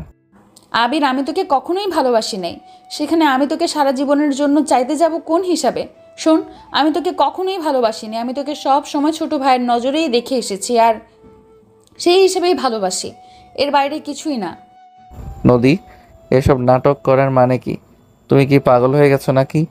ভালো না বাসলে আমার এত কাছে আসার মানে কি ছিল তোমার? আর তুমি কেন বুঝতে পারছো না? এখানে যদি সবাইকে ভয় পাও বা রেগে এগুলো বলো, তাহলে কিন্তু সত্যি আমাকে হারাবে। উফ, বারবার এক কথা কেন বলস? বিরক্ত লাগছে কিন্তু। আর তোর কাছে গিয়েছি মানে? তোর কিসের কাছে গিয়েছি? হ্যাঁ, উল্টো তুই নিজেই আমার সাথে জোরাজোরি করতি, আমার সাথে জোর করে শারীরিক সম্পর্ক করার চেষ্টা করছিস। খালামণি মারবে বলে আমি এতদিন তোকে কিচ্ছু বলি নাই, কিন্তু আজকে তুই আমার ধৈর্যের বাঁধ ভেঙে দিচ্ছিস। নদীর কথা শুনে এখানে উপস্থিত সবাই প্রচণ্ড রেগে গেল। আবির স্তব্ধ হয়ে দাঁড়িয়ে আছে। সে বুঝতে পারছে না এগুলো কি স্বপ্ন নাকি বাস্তব। শেষমেশ আবিরের খালামণি অর্থাৎ নদীর আম্মু সোফা থেকে উঠে গিয়ে আবিরের গালে ঠাস ঠাস করে 2টা চড় মেরে বসে। আবির, তুই কি না এত নিচে নেমে গেছিস? তোর সাহস কি করে হয় আমার মেয়ের সাথে এসব করার? আর নদী, তুই কেন আগে আমাকে এগুলো বলিস নাই? কিভাবে বলতাম? তোমরা কেউ তো আমার কথা বিশ্বাস করতে না, তাই আমি চুপচাপ ছিলাম। মাইনও রেগে গিয়ে আবিরকে মারতে থাকলো, আর নদী ওদিকে কান্না করতে লাগে। আবিরের মাথা যেন ঘুরছে। শরীরের ব্যথার কাছে মনের ব্যথাটাই যেন তীব্র হয়ে উঠছে তার। আবিরকে যে তার ভাই মেরেছে সেদিকে তার খেয়াল নেই। আবির শুধু এক নজরে নদীর দিকে তাকিয়ে আছে। নদী আবিরের দিকে তাকিয়ে তখন ভিলেন মার্কা একটা হাসি দেয়। আর নদীর আম্মু নদীর কাছে আসলে নদী একটু কান্নার অভিনয় করে। এদিকে আবিরের মুখ দিয়ে রক্ত পড়ছে। আবিরের আম্মু আবিরকে মারতে গিয়ে এটা দেখে থেমে যায়।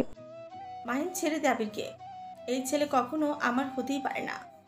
ওকে ঘাট ধাক্কা দিয়ে এ বাসা থেকে বের করে দিয়ে আয়। মাহিন আবিরকে ঘাড় ধাক্কা দিয়ে বাসা থেকে বের করে দিল আর আবিরের মুখের সামনে দরজাটা একদম ভেতর থেকে বন্ধ করে দিল। আবির দরজা ধাক্কাতে ধাক্কাতে চিৎকার করে বলল, ভাইয়া দরজা খোলো, আমি নদীর কাছ থেকে জানতে চাই ও কেন আমার সাথে এরকম করলো। আমার কি অপরাধে ও আমার সাথে এমন নাটক করলো?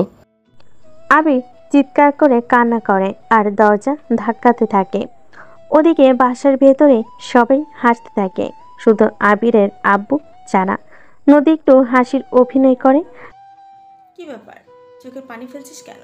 আপদ বিদায় হয়েছে? উফ, সে ছোটবেলা থেকে রাহেলার ছেলেকে পালতে পালতে আমার অবস্থা খারাপ হয়ে যাচ্ছে। দুলা ভাই, ছেলের জন্য কি মায়া হচ্ছে নাকি? মাহিন, তোর আব্বুকে ও তার ছেলের কাছে বাহিরে পাঠিয়ে দে। না থাক, আব্বু চলে গেলে আমাদের সমস্যা হবে। আবির আব্বু নিজেকে আর ঠিক রাখতে পারল না। আবিরের আব্বু রেগে গিয়ে আবিরের আম্মুর গালে ঠাস ঠাস করে দুটা চর বসিয়ে দেয়। আমার সন্তানকে বাড়ি থেকে বের করে দিয়ে খুব খুশি হচ্ছিস, তাই না? রাহেলার সময় চলে এসেছে, ও যখন তখন এখানে আসবে। আর তখন নিজের সন্তানকে না পেলে ভেবেছিস তোদের কি হবে? তোদের সবার লাশ ফেলে দিবে। আবিরের আব্বুর কথা শুনে সবাই চমকে যায়। আবিরের আম্মু বলে, ও কিভাবে আসবে? ও তো মারা গেছে। মারা গেছে তাই না? ও মারা যায়নি, ও এখনো বেঁচে আছে। কি সব যাতা বলছো? ও তো খুনের দায়ে জেলে শাস্তি পেয়ে মারা গেছে। না, তোদের এই সব ভদ্রতার মুখোশ আমি সবার সামনে ফাঁস করে দিব। শুধু একবার রাহেলা আসুক। মাহিন, তোর আব্বুকে ধর, ওকে বেঁধে রাখ আর সারা জীবনের মতো একটা রুমে বন্দি করে দে। আর ও যেন কোনোভাবেই বাসার বাহির হতে না পারে। আমাকে বেঁধে কোনো লাভ হবে না। তোদের শাস্তি দেওয়ার জন্য রাহিলা ঠিক চলে আসবে। আরিয়ান সাহেবকে আবিরের আম্মু আর নদীর আম্মু দুজনে মিলে মারতে লাগলো আর মাহিন তাকে ধরে রাখলো। নদী দৌড়ে গিয়ে দরজা খুলতে যাবে, তখন মাহিন তার হাতটা ধরে নেয় আর বলে, কোথায় যাচ্ছিস তুই? আমার হাত ছাড়, আমি আবিরের কাছে যাব। আম্মু, খালামণি দেখো, এই আবিরের প্রেমে হাবুডুবু খাচ্ছে। আমি আগেই বলেছিলাম না, নদী আবিরের সাথে অভিনয় করছে না, ও সত্যি সত্যি আবিরের প্রেমে পড়েছে। এখন দেখো। ওকে বন্দি করে রাখ। কি বলছিস? নদীকে কেন বন্দি করবে? নদী, তুই কিন্তু মার খাবি। তুই কেন ওই খুনির ছেলের জন্য এমন করছিস? চুপচাপ এখানে এসে বস। আম্মু, আবিরের সাথে তোমরা এটা ঠিক করোনি। তোমাদের কথা শুনে আমি জীবনের সবচেয়ে বড় ভুল করেছি। আমি আবিরকে ভালোবাসি, আমি আবিরকে ছাড়া থাকতে পারবো না। নদীর আম্মু রেগে গিয়ে নদীর হাত ধরে টেনে নিয়ে এসে বলল, মাহিন, এই নদীকে আটকে রাখ। এরপর নদী চিৎকার করার আগে মাহিন নদীর ওড়না দিয়ে নদীর মুখটা আটকে দেয়। তারপর তাকেও একটা রুমে বন্ধ করে দেয়। ওদিকে আবির আর বাহিরের দরজার সামনে দাঁড়িয়ে না থেকে রাস্তা দিয়ে আনমনে হাঁটতে থাকে। আবিরের চোখ দিয়ে পানি পড়ছে। আবির কখন যে রাস্তার মাঝখানে চলে এসেছে সে নিজেও জানে না। এরপর হঠাৎ করে আবিরের পিছন থেকে একটা গাড়ি এসে আবিরকে ধাক্কা মেরে দেয় আর গাড়ির ধাক্কাতে আবিরের মাথায় আঘাত লাগে। সে পেছনের সমস্ত স্মৃতি ভুলে যায়। সে তার পরিচয় বলতে পারে না। সবশেষে আবির সুস্থ হওয়ার পর তার নাম আকাশ। পরবর্তীতে আমরা আকাশ নামেই আবিরকে জানব 1 বছর পর। এভরিওয়ান, আমাদের গল্পের মোড়টা ক্লিয়ার করতে আমি অগ্রিম কিছু বলে রাখি। গল্পের শুরুর পর্বগুলোতে আপনারা যাকে আবিরের আম্মু জেনে এসেছেন, সে আসলে আবিরের আম্মু না, সে আসলে আবিরের দ্বিতীয় আম্মু, অর্থাৎ আবিরের আব্বুর দ্বিতীয় স্ত্রী। আবির যখন খুব ছোট তখন তার আব্বু আরিয়ান সাহেব তার ছোট শালী অর্থাৎ আবিরের আম্মুর বোনের সাথে পরকীয়ায় জড়ায় এবং তাকে বিয়ে করে নেয়।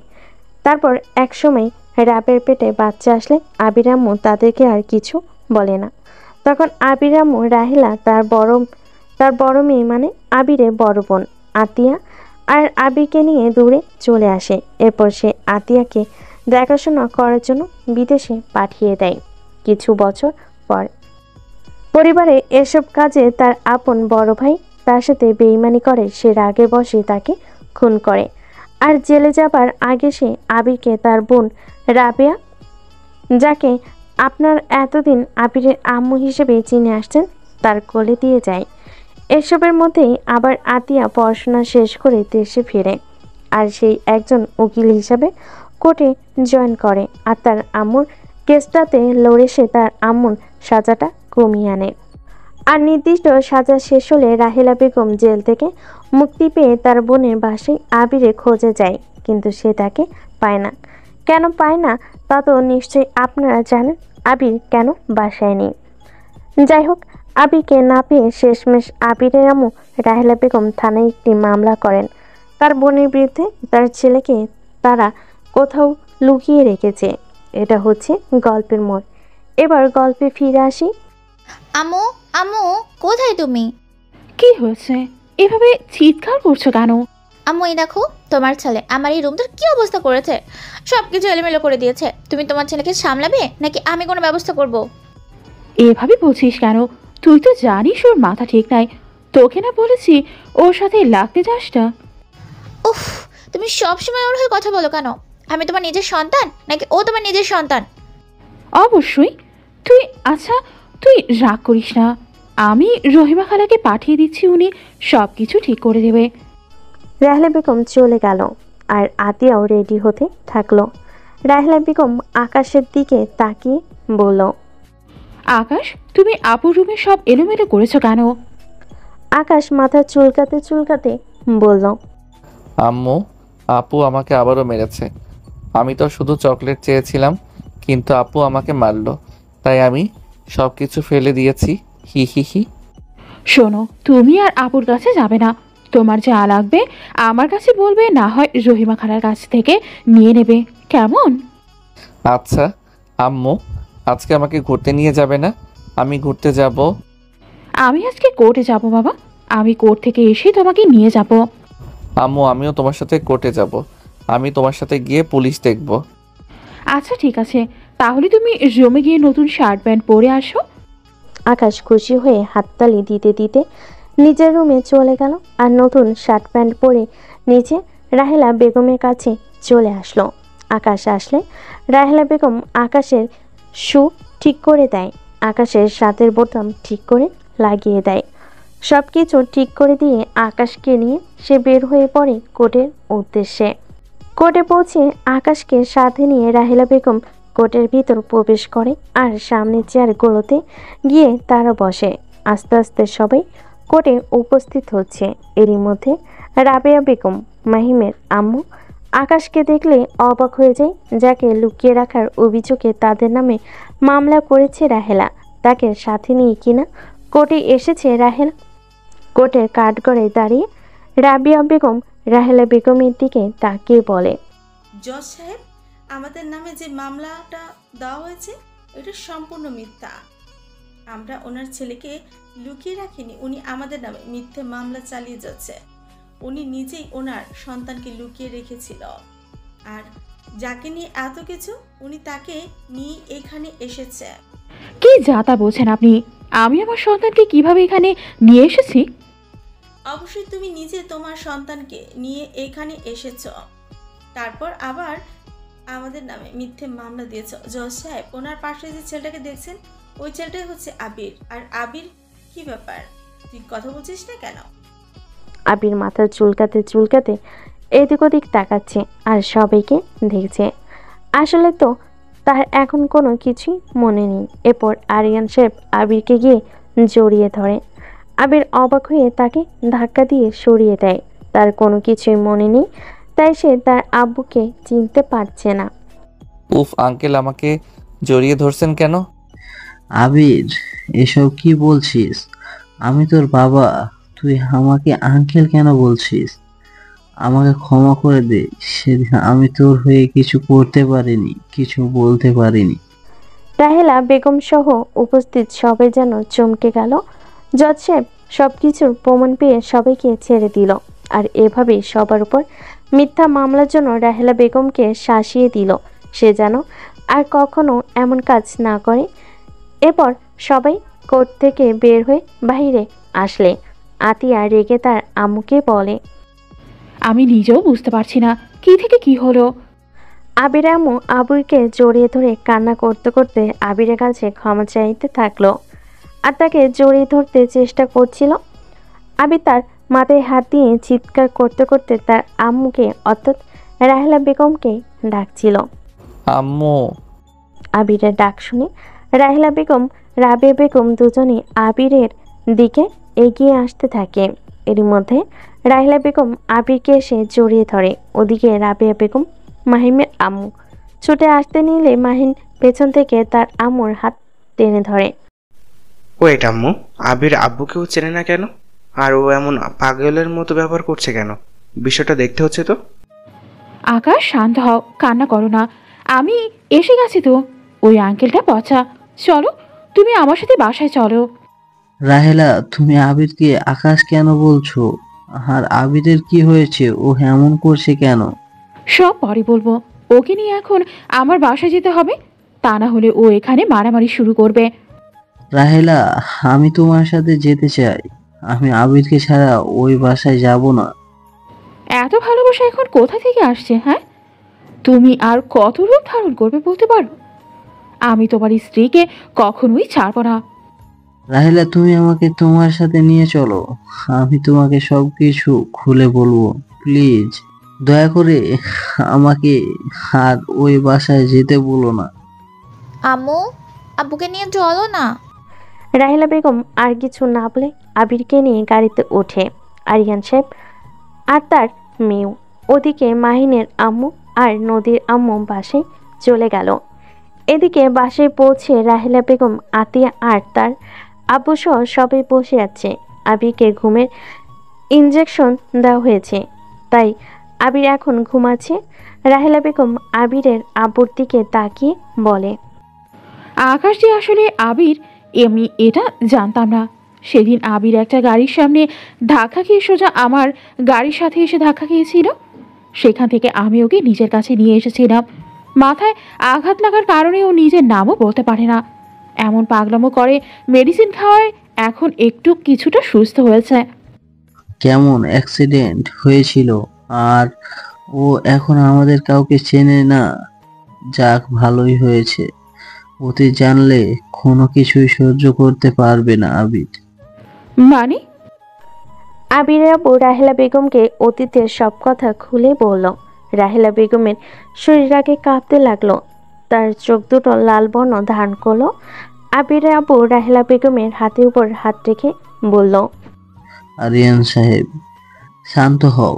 আবির এখনো ওসব জানে না। আসলে ও যাকে নিজের আম্মু হিসেবে জানতো, সে আসলে তার আম্মু না।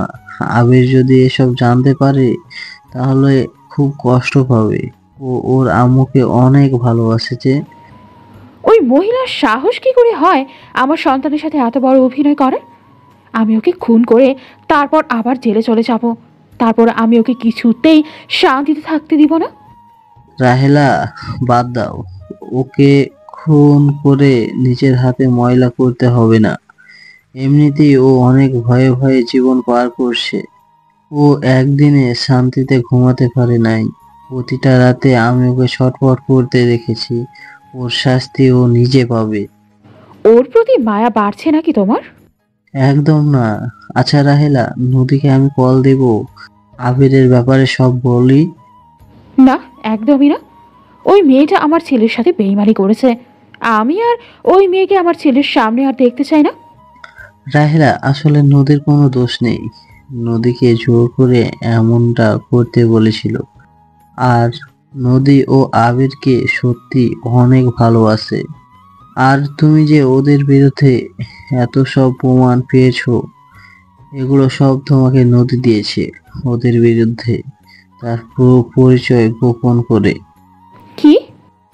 হুম, তোমাকে যে এসে প্রমাণ দিয়ে যেত ওইটাই নদীর লোক ছিল।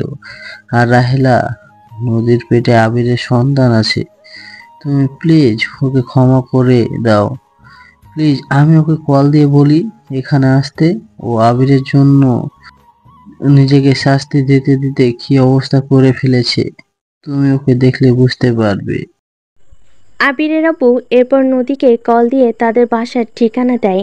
এরপর কিছুক্ষণের মধ্যেই নদী সেখানে চলে আসে।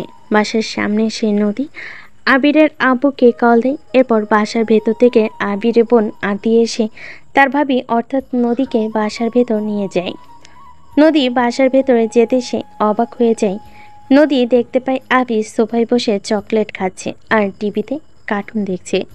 নদী দৌড়ে এসে আবিরকে জড়িয়ে ধরে আর কান্না করতে করতে আবিরকে বলে, আবির, তুমি এখানে? তুমি জানো আমি তোমায় কত জায়গায় খুঁজেছি। আবির, তুমি আমায় ক্ষমা করে দাও। আমি তোমাকে অনেক ভালোবাসি। আমি সত্যিই তোমাকে হারিয়ে পস্তাচ্ছি। আবির, আমি সত্যিই তোমাকে নিজের জীবনের থেকেও বেশি ভালোবাসি। নদীর কান্না দেখে রাহেলা বেগম নদীর দিকে শুধু চেয়ে রইল। এরই মধ্যে আবির বলে, আম্মু, এই আপুটা কি বলে? আবিরকে? আমি তো আকাশ, আর আমাকে জড়িয়ে ধরে অন্য কাউকে ভালোবাসে কেন বলে? দূর আপু, আমাকে ছাড়েন তো।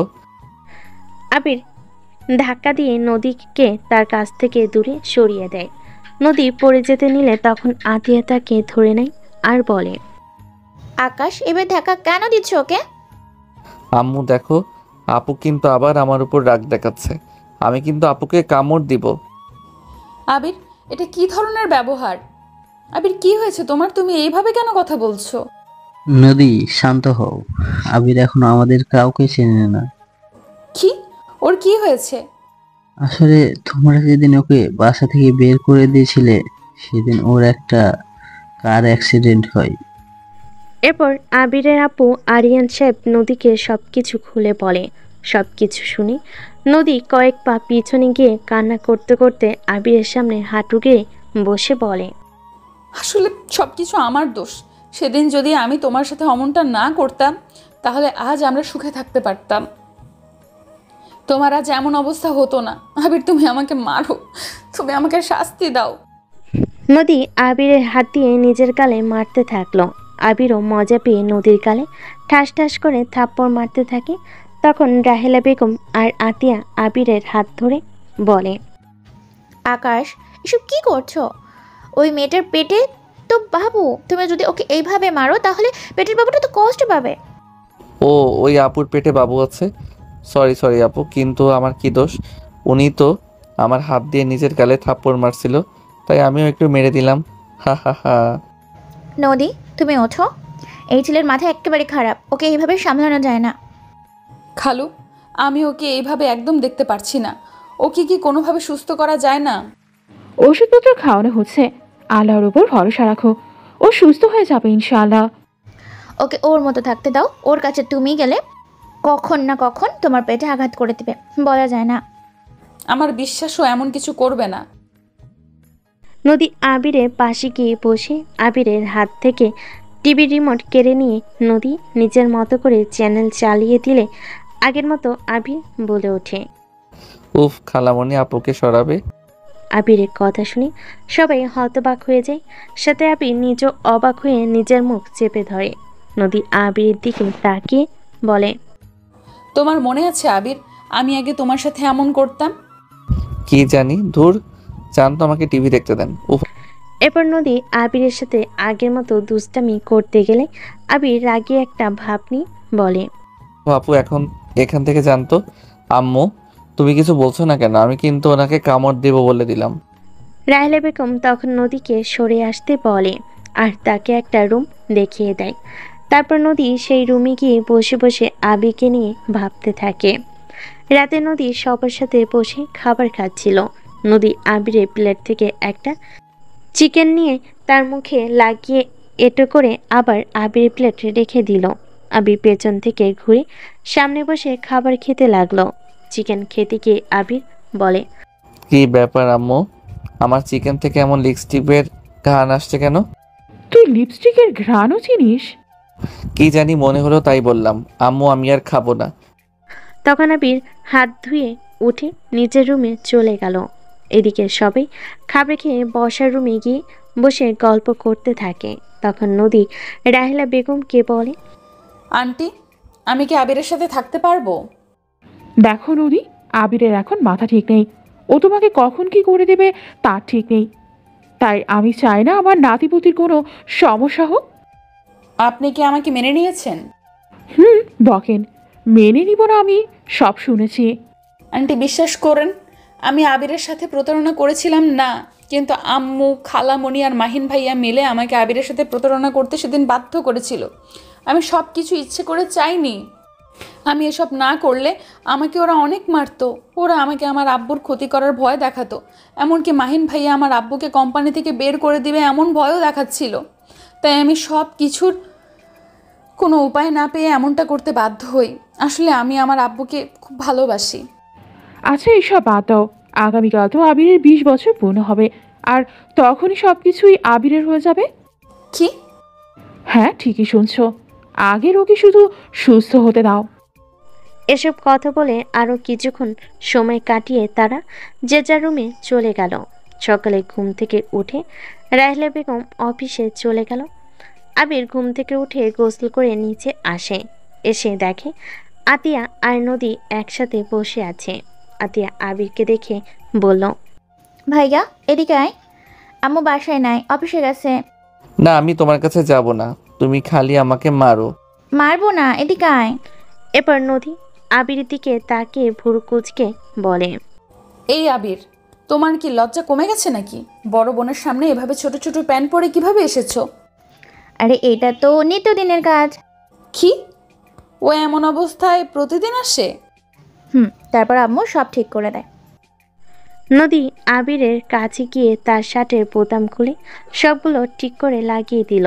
তার প্যান্ট ঠিক করে দিল, জুতা ঠিক করে দিল, ওর চুলগুলো ওড়না দিয়ে মুছে দিতে লাগলো। তারপর আবির নদীর দিকে তাকিয়ে বলে, তোমার পেট এত ফুলা কেন? আর তুমি এত বড় একটা টি শার্ট পরছো কেন? আমার পেটে বাবু আছে, তাই এত ফুলে গেছে। ও আচ্ছা, বাবু তুমি কি গিলে ফেলছো? তুমি কি রাক্ষস নাকি? তোমাকে খেয়ে ফেলবো। আমার আপু একজন উকিল, তোমাকে জেলে ঢুকিয়ে দিবে। তোমার আপুকে দেখি কি আমি ভয় পাই নাকি? আপু, এই আপুকে মারো তো, উনি নাকি তোমাকে দেখে ভয় পায় না। আকাশ, তুই নদীকে আপু বলে ডাকবি না। কেন আপু? এমনি, ওকে তুই নাম ধরে ডাকবি, নয়তো বাবু বলবি। বউ কি আপু? বউ মানে বউ। ও আচ্ছা, বউ বলে ডাকবো। আপু আমি একটু বাইরে খেলতে যাই। না, আম্মু আসলে যাস। আবির, তুমি কোথায় খেলতে যাও? সামনে একটা পার্ক আছে, সেখানেও বাচ্চাদের সাথে খেলতে যায়। ও আচ্ছা, চলো আমি তোমাকে নিয়ে যাই। আপু বউকে নিয়ে গেলাম। না নদী, তোমাকে যেতে হবে না, আম্মু আসলে ওকে নিয়ে যাবে। না না, আমি বউকে নিয়ে যাব। আবির নদীকে জোর করে ওর সাথে নিয়ে যায়। পার্কে এসে আবির বাচ্চাদের মতো খেলতে থাকে। নদী দাঁড়িয়ে দাঁড়িয়ে দূর থেকে আবিরকে দেখতে থাকে। এরই মধ্যে হঠাৎ করে নদীর পেটে ব্যথা শুরু হয়। নদী পেটের ব্যথায় মাটিতে পড়ে গেল। তখন ওখানকার বাচ্চাদের সব গার্জিয়ানরা নদীর কাছে এসে জড়ো হয়ে নদীকে ধরল।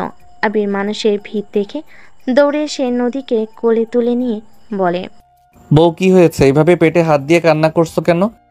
তখন ওখানকার একজন লোক রাহেলা বেগমকে কল দিয়ে বলে যে ওনার ছেলের সঙ্গে একটা মেয়ে এসেছে, আর মেয়েটা মনে হয় বাবু হওয়ার সময় হয়ে এসেছে। আপনি তাড়াতাড়ি চলে আসুন। আমরা ওনাকে সামনে একটা হসপিটালে নিয়ে গেলাম। মহিলাটা এ কথাগুলো বলে কল কেটে দেয় আর সবাইকে নদীকে ধরতে বলে। তারপর সবাই নদীকে ধরে গাড়িতে তুলে নিয়ে হসপিটালের উদ্দেশ্যে যেতে থাকে। আবির তারপর মাথা চুলকাতে চুলকাতে পার্ক থেকে বের হয়ে আসে। নদী আবিরকে খুঁজতে থাকে। নদী চিৎকার দিয়ে কান্না করতেছিল। নদীকে ডাক্তার নিয়ে কেবিনের ভিতর চলে গেল। রাহিলা বেগম আর রাতে হসপিটালের নদী কেবিনের সামনে আসলে তারা বাহির থেকে বাচ্চার কান্নারাও শুনতে পায়। রাহিলা বেগম আর আদিয়া তখন আলহামদুলিল্লাহ বলে দুজনকে জড়িয়ে ধরে। এর মধ্যে আরও দুজন নার্স এসে বাচ্চাদেরকে রাহিলা বেগম আর আতিয়ার কোলে দেয় আর বলে,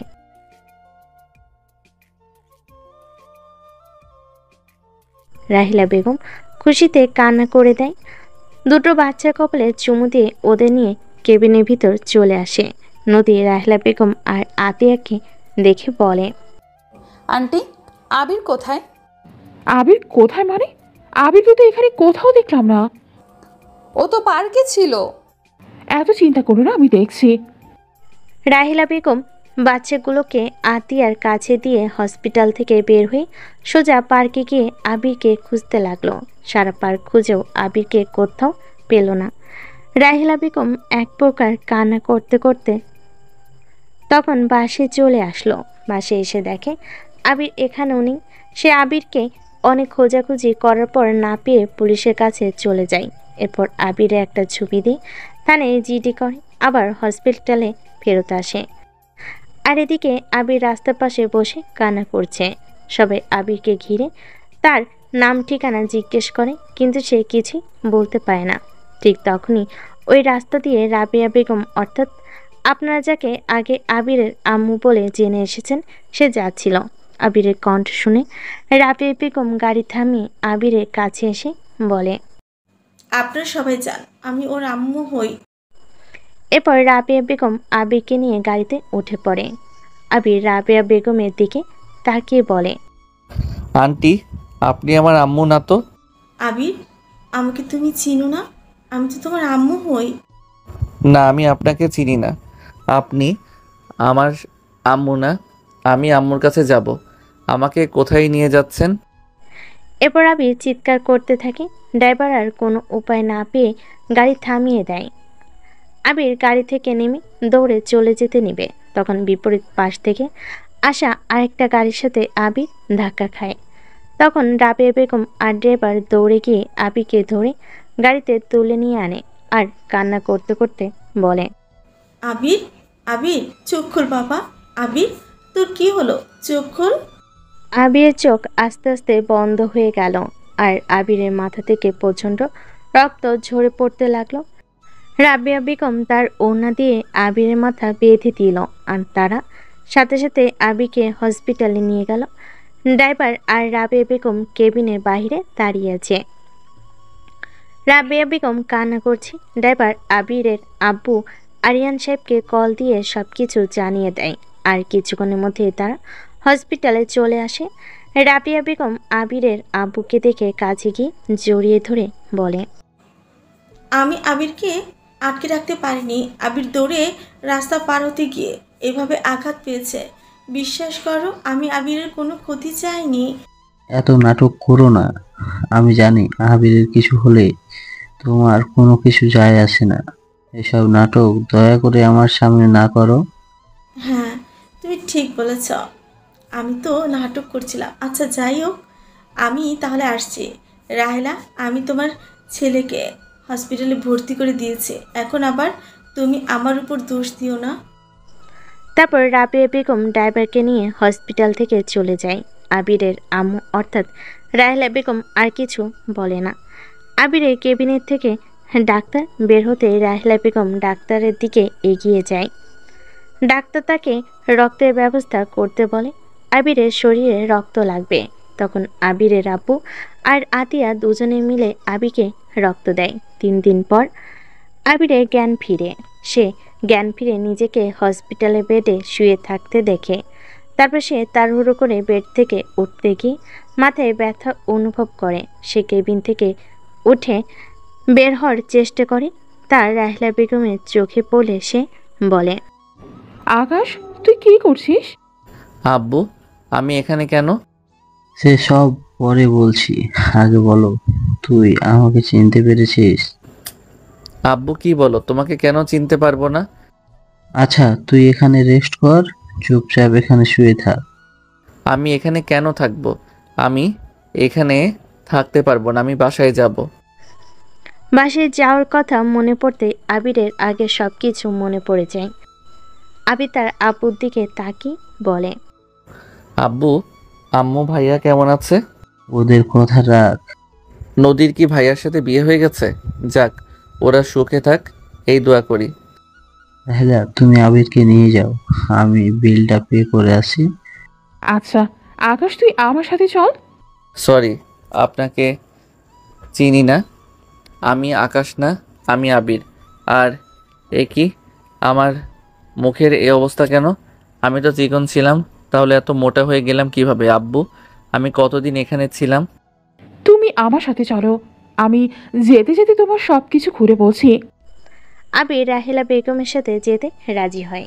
গাড়ি অন্যদিকে যেতে নিলে আবির ড্রাইভারকে বলে, ড্রাইভার কোন দিকে নিয়ে যাচ্ছেন আমায়? আমার বাসা তো এই দিকে, তাই ওই দিকেই নিয়ে যাচ্ছি। আমি আপনার বাসায় কেন যাব? আর আপনি কে? আপনাকে তো আগে কোনো দিনও দেখিনি। আমার আব্বুর মাথায় আবার কি যেন ঢুকেছে কে জানে। আমি রাহেলা বেগম, তোমার মা। রাহেলা বেগমের মুখ থেকে মা ডাক শুনে আবির ব্যাপারচাকা খেয়ে যায়। আর সে হাসতে হাসতে বলে, সরি আন্টি, আমি মনে হয় ভুল শুনেছি। না, তুমি ঠিকই শুনছো, আমি তোমার জন্মধারী মা। ধুর, ফালতু কথা বলবেন না। আমার আম্মু আপনি না, আপনাকে আমি ঠিক করে চিনি না। আর আপনি বলেন আপনি আমার আম্মু? আবির, তুমি যাকে আম্মু হিসেবে চেনো সে তোমার আম্মু না, সে তোমার আব্বুর দ্বিতীয় স্ত্রী। আমি তোমার আব্বুর প্রথম স্ত্রী। কি? আপনি আব্বুর প্রথম স্ত্রী মানে? আব্বু আম্মু কেউ তো আমাকে বলে নাই। আর আপনি আমার আম্মু হলে এতদিন কোথায় ছিলেন? জেলে। মানে? আমি জেলে ছিলাম। আমি রাবেয়ার বড় বোন রাহেলা। কি আপনি তাহলে সেই খুনি যে কিনা নিজের বড় ভাইকে খুন করে জেলে গিয়েছিলেন? আর আপনি তো একজন গুন্ডি, আপনার তো নিজস্ব গ্যাং ছিল। আমার কোনো ক্ষতি করবেন না প্লিজ। আমি তো আপনার কোনো ক্ষতি করি নাই। আর আপনিও তো আমার সম্পর্কে খালামণি হন, দয়া করে আমার কোনো ক্ষতি করবেন না। আবির, তুমি ভয় পাচ্ছ কেন? আমি তোমাকে বলছি তো, আমি তোমার খালামণি না, আর তোমার আম্মু হই। বারবার এক কথা কেন বলতে হচ্ছে তোমাকে? আরে আপনি আমার আম্মু না তো। আমি বলছি তো, আমি তোমার আম্মু হই। তোমার আব্বু আমার ছোট বোনের সাথে পরকীয়া করেছিল। মাহিন হওয়ার পর আমি ওদের ক্ষমা করে দিয়েছিলাম। আমার ভাই আমার সাথে বেইমানি করেছিল, তাই আমি ওকে খুন করে এতদিন জেলে ছিলাম। তোমাকে আমি রাবেয়ার কোলে তুলে দিয়ে গিয়েছিলাম, ও যেন তোমাকে দেখে রাখে। আর আমার বড় মেয়ে আতিয়া, সে তখন দেশের বাইরে থাকতো। তুমি তখন খুব ছোট ছিলে, দেখে কোনো উপায় না পেয়ে আমি তোমাকে রাবেয়ার কাছে রেখে যাই। রাহেলা বেগমের কথা শুনে আবিরের চোখ দিয়ে টপ টপ করে পানি পড়তে থাকে। আবির নিজের চোখের পানি মুছতে থাকে। আবিরের বুকের ভিতর যেন সবকিছু দুমড়ে মুছড়ে যাচ্ছে। আবির কষ্ট পাচ্ছে। রাহেলা বেগম বুঝতে পারলে আবিরের কাঁধে হাত রাখে। আবির রাহেলা বেগমকে বুকে জড়িয়ে ধরে কান্না করতে করতে বলে, আম্মু কিনা সামান্য একটু সম্পত্তির জন্য আমার সাথে এমন করলো। আম্মু কিভাবে আমার সাথে এমনটা করতে পারলো? আম্মুকে আমি কত ভালোবাসি, অথচ আম্মু সম্পদের জন্য আমার সাথে এত বড় নাটক করলো। আবির কথাগুলো বলে অজরে কান্না করতে থাকে। আর রাহেলা বেগম তাকে শান্ত করতে থাকে। আবির চোখ মুছে রাহেলা বেগমকে বলে, আপনি প্লিজ ড্রাইভারকে একটু বলেন গাড়িটা ঘুরিয়ে আমাদের বাসায় যেন যায়। কেন? আমি আম্মুর সাথে একবার কথা বলতে চাই। আবার আমার কিছু প্রশ্ন আছে, আমি সব কিছুর উত্তর চাই। আচ্ছা, পরে নিয়ে যাব, যাও। তুমি তোমার সন্তানদের দেখবে না? পরে দেখবো, আগে আমি আম্মুর সাথে দেখা করতে চাই। রাহেলা বেগম আবিরকে আর কিছু না বলে ড্রাইভারকে গাড়ি ঘুরিয়ে নিয়ে যেতে বলে। গাড়ি এসে মাহিমদের বাসার সামনে দাঁড়ালো। আবিরের পুরনো সব স্মৃতি আস্তে আস্তে মনে পড়তে থাকে। আবিরের পুরনো যত স্মৃতি মনে পড়ে তত তার চোখ দিয়ে পানি গড়িয়ে পড়ে। আবির চোখ মুখ মুছে গাড়ি থেকে নামতেই আশেপাশের সব লোকজন এসে আবিরকে ঘিরে ধরে কথা বলতে থাকে। আবির সবার সাথে কথা বলে দারোয়ানের সাথে কুশল বিনিময় করে বাসার ভেতরে প্রবেশ করে। আম্মু, আম্মু, ভাইয়া কোথায় আপনারা? আবির চিৎকার করে সবাইকে ডাকতে থাকে। আবিরের ডাক শুনে সবাই রুম থেকে বের হয়ে আসে। মাহিন ও নদীর আব্বু আম্মু ছুটে নিচে আসলো।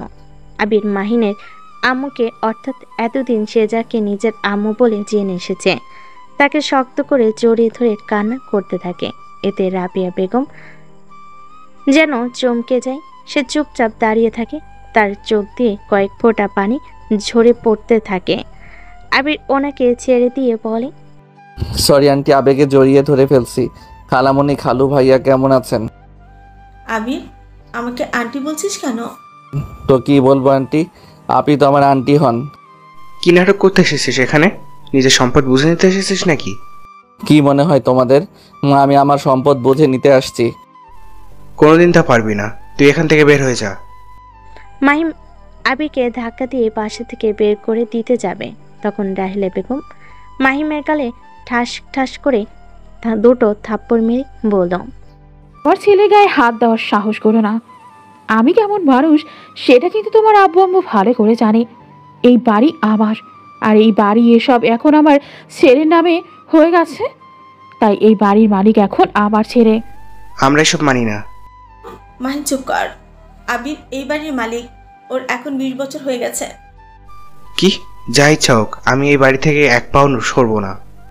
তোমাকে এই বাড়ি থেকে বের হতে হবে না। আমি শুধু আপনার কাছে কিছু প্রশ্নের উত্তর খুঁজতে এসেছি আন্টি। আমার কাছে? হ্যাঁ। কিসের প্রশ্ন? প্রথমত, আপনি কি আমাকে কোনোদিনও নিজের সন্তানের মতো দেখেননি? দ্বিতীয়ত, আমি কি করিনি আপনার জন্য? আমি তো আপনার বাধ্য সন্তান হয়ে থাকতাম, আপনাদের কথা মতো উঠতাম বসতাম। আপনার মন পাওয়ার জন্য আমি কি না করি নাই। আমার প্রতি কি আপনার একবারও মায়া হয়নি? আমার সাথে কিভাবে আপনি এত বড় ড্রামা করতে পারলেন? আপনি তো একজন মা, আপনি কিভাবে এমন কাজ করতে পারেন? কি হলো, চুপ করে আছেন কেন বলুন? মাহিনের আম্মু মাথা নিচু করে ফ্লোরের দিকে তাকিয়ে রইল, কিছু বলল না। আবির কান্নামাখা কণ্ঠে আবার বলল, কি হলো, কোনো প্রশ্নের উত্তর বুঝি আপনার কাছে নাই? প্লিজ জবাব দিন। আমার সম্পদের জন্য কি আপনি শুধুমাত্র আমাকে ব্যবহার করতেন? আমি তো আপনাকে আমার নিজের চেয়েও বেশি ভালোবাসতাম, আর আপনার কাছে আমার ভালোবাসাটার কোনো মূল্য ছিল না। আমি অন্য একজনের সন্তান বলে কি আমাকে এত দূর দূর করতেন? আমি তো অবুঝের মতো আপনাকে নিজের জীবনের থেকেও বেশি ভালোবেসে গেছি। কথাগুলো বলে কান্না করতে থাকে আবির। এদিকে মাহিনের আমর চোখ দিয়ে পানি ঝরতে থাকে। আবির একটু স্বাভাবিক হয়ে বলে, আমি আপনার জন্য নিজের জীবন দিতেও রাজি। আপনি যদি এই নাটক না করে আমাকে প্রথমেই সব কিছু বলতেন, তাহলে আমি হাসি মুখে আপনাকে আমার নামের সব কিছু লিখে দিতাম। এত নাটক করার কোনো মানে ছিল না। তাই নাকি? তো এখন সব কিছু দিয়ে দে। এখন কেন নিজের সম্পত্তি নিতে এসেছিস? মাহিন চুপ কর। মাহিন ভাইয়া, তোমাকে তো আমি কত ভালোবাসি, আর তুমি আমাকে কখনোই নিজের ভাই মনে করতে না। সারা জীবন আমাকে পর ভেবেই আসছো। ধন্যবাদ। তোমাদের নাটকগুলো আমার অনেকটা আনন্দের স্মৃতি করে দিয়েছে, যেটা নিয়ে আমি সারা জীবন কাটিয়ে দিতে পারবো। আচ্ছা মাহিন ভাইয়া, যাও, তোমাদের দলিল যা আছে সব কিছু নিয়ে আসো, আমি সাইন করে দিব। আবির কি বলছো সব? আম্মু, আপনার সম্পত্তি সব আমার নামে দিয়েছেন। এখন আমি এটা কাকে দিব সেটা একান্তই আমার ব্যাপার, আর আমাকে অবশ্যই ক্ষমা করে দিবেন। আবির, প্লিজ আপনার মুখে আর অন্তত আমার নাম নিয়েন না। আপনার মুখে আমার নামটা শুনতে আমার ঘৃণা হচ্ছে। দয়া করে আর কিছু বললেন না। আপনারা যা চাচ্ছেন আমি সব আপনাদের দিয়ে দিচ্ছি। এরপর থেকে তো আর কোনো অভিনয় আপনাদের করতে হবে না।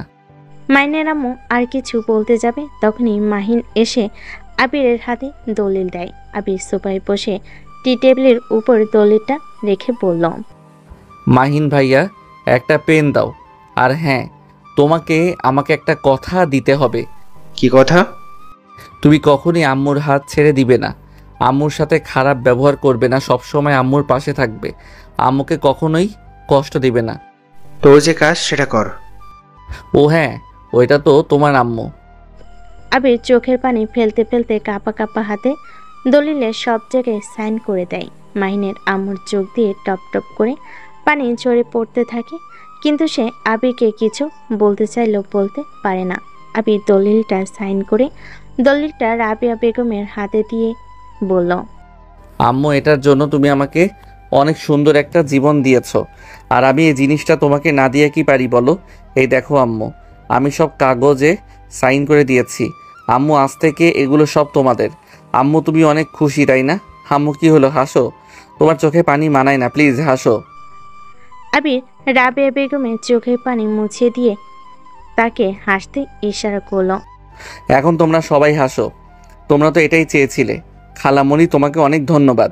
তুমি এই কয় বছরে আমাকে অনেক ভালোবাসা দিয়েছো। হয়তো সেগুলোর মিথ্যা ছিল, কিন্তু আমার স্মৃতির পাতায় সবগুলো জমা রেখে দিলাম। আম্মু, আজকে শেষবারের মতো আমাকে একবার জড়িয়ে ধরে কপালে চুমু দিবে? আবিরের কথা শুনে সেখানে উপস্থিত সবার চোখে পানি চলে আসে। মাহিনের আম্মু আর সহ্য করতে না পেরে আবিকে জড়িয়ে ধরে হামা করে কান্না করে দেয় আর বলে, আমি এসব কিছু চাই না। আমি আমার সন্তানকে ফিরে পেতে চাই। আমি এসব দিয়ে কী করব? আমার হাসির কারণটাই যদি চলে যায় তাহলে আমি এসব চাই না। মাহিনের আম্মু সব কাগজ ছিঁড়ে টুকরো টুকরো করে দিল। মাহিন এটা দেখে প্রচণ্ড রেগে গিয়েও কিছু বলল না। আবির রাবেয়া বেগমকে জড়িয়ে ধরে বলল, আম্মু, এটা তুমি কেন করলে? তোমার সারা জীবনের সাধনা কিনা এইভাবে নষ্ট করে দিলে? তুমি এটা ঠিক করনি। রাবেয়া বেগম আবিরের সারা মুখে চুমু দিয়ে ভরিয়ে দিতে থাকলো আর কান্না করতে করতে বলল, সাধনা সব জলে চলে যাক। আমি টাকায় আর নেশায় অন্ধ হয়েছিলাম। ভয় হতো যদি রাহেলা, তোর আম্মু, জেল থেকে বের হয়ে এসে আমার থেকে সব কিছু কেড়ে নেয়। আমি তখন সন্তান নিয়ে কোথায় যাব? সেসব ভয়ই আমি এমন পাগলামো করেছি। আবির, আমাকে ক্ষমা করে দে বাপ। আমি সব সময় তোর সাথে খারাপ ব্যবহার করে এসেছি। সাথে সাথে রাবেয়া বেগম আবিরে পা ধরতে যাবে, তখন আবির ওনার হাত ধরে ওনাকে উঠিয়ে হাতে চুমু দিয়ে বলে, আম্মু, এই হাতগুলো আদর করার জন্য, পা ধরে ক্ষমা চাওয়ার জন্য না। এরপর এক একে সবে এসে আবিরের কাছে ক্ষমা চাইতে থাকলো। উপস্থিত মাহিন, নদীর আব্বু আম্মু সহ সবাই। নদীর আম্মু বলল, আবির, তুই নদীকে ক্ষমা করে দিস বাবা। বিশ্বাস কর, ও তোর সাথে এমনটা করতে চায়নি। আমরা ওকে ব্ল্যাকমেল করে তোর সাথে এমনটা করতে বাধ্য করেছিলাম। আবির, নদীর পেটে তোর সন্তান আছে। ও আমাদের সাথে এখন সম্পর্ক বিচ্ছেদ করে একা দূরে কোথাও একটা থাকে। আমি সব জানি, আব্বু আমাকে সব বলছে। নদী কোথায়? মেয়েটার নাম্বারটা বন্ধ। নদী আমার কাছে থেকে আছে, আর আমি দাদি হয়ে গেছি। আপা, তুমি নানি হয়ে গেছো। কথাটা শুনে সবাই আলহামদুলিল্লাহ বলে এরপর সবে মিলে একসাথে রাহেলা বেগমের বাসার দিকে এগোয়। বাসি এসে রাহেলা বেগম আবিকে আতিয়ার অর্থাৎ তার বড় বোনের সাথে পরিচয় করিয়ে দেয়। এরপর আবি আতিয়ার কাছে ক্ষমা চায়। সরি আপু, আমি পাগল অবস্থায় তোমাকে অনেক জ্বালাইছি। আমাকেও ক্ষমা করে দিস ভাই। আমিও তোকে অনেক বকা দিয়েছি, মার দিছি। সমস্যা নেই আপু। আবির তার বোনের সাথে কথা বলে নদীর দিকে এগিয়ে যেতে লাগলো। আবিরের ছেলে মেয়েকে নদীর আম্মু আর মাহিনের আম্মু কোলে নিয়েছে। আবির নদীর কপালে চুমু দিয়ে আনন্দে চোখের পানি ফেলে নদীকে জড়িয়ে ধরল। এরপর আবিরের আব্বু কাজী ডেকে নিয়ে এসে আবিরকে বলল, আবির, তুই এবার নদীকে বিয়ে করে নে। এরপর সবাই মিলে আবিরের সাথে নদী বিয়ে পড়িয়ে দিল। আবির আর নদী বাসার ঘরে বসে আছে। আবির ভয়ে ভয়ে নদীর ঘোমটা খুলতেই নদীর চোখে পানি দেখে বলল, বউ, কান্না করছো কেন? আমাকে ক্ষমা করে দাও। আমি তোমার সাথে অনেক অন্যায় করেছি, কিন্তু বিশ্বাস করো, আমি তোমাকে সত্যি অনেক বেশি ভালোবাসি। আমি জানি তোমার ক্ষমা চাইতে হবে না। তাহলে জড়িয়ে ধরো আমায়। I love you. I love you too বউ।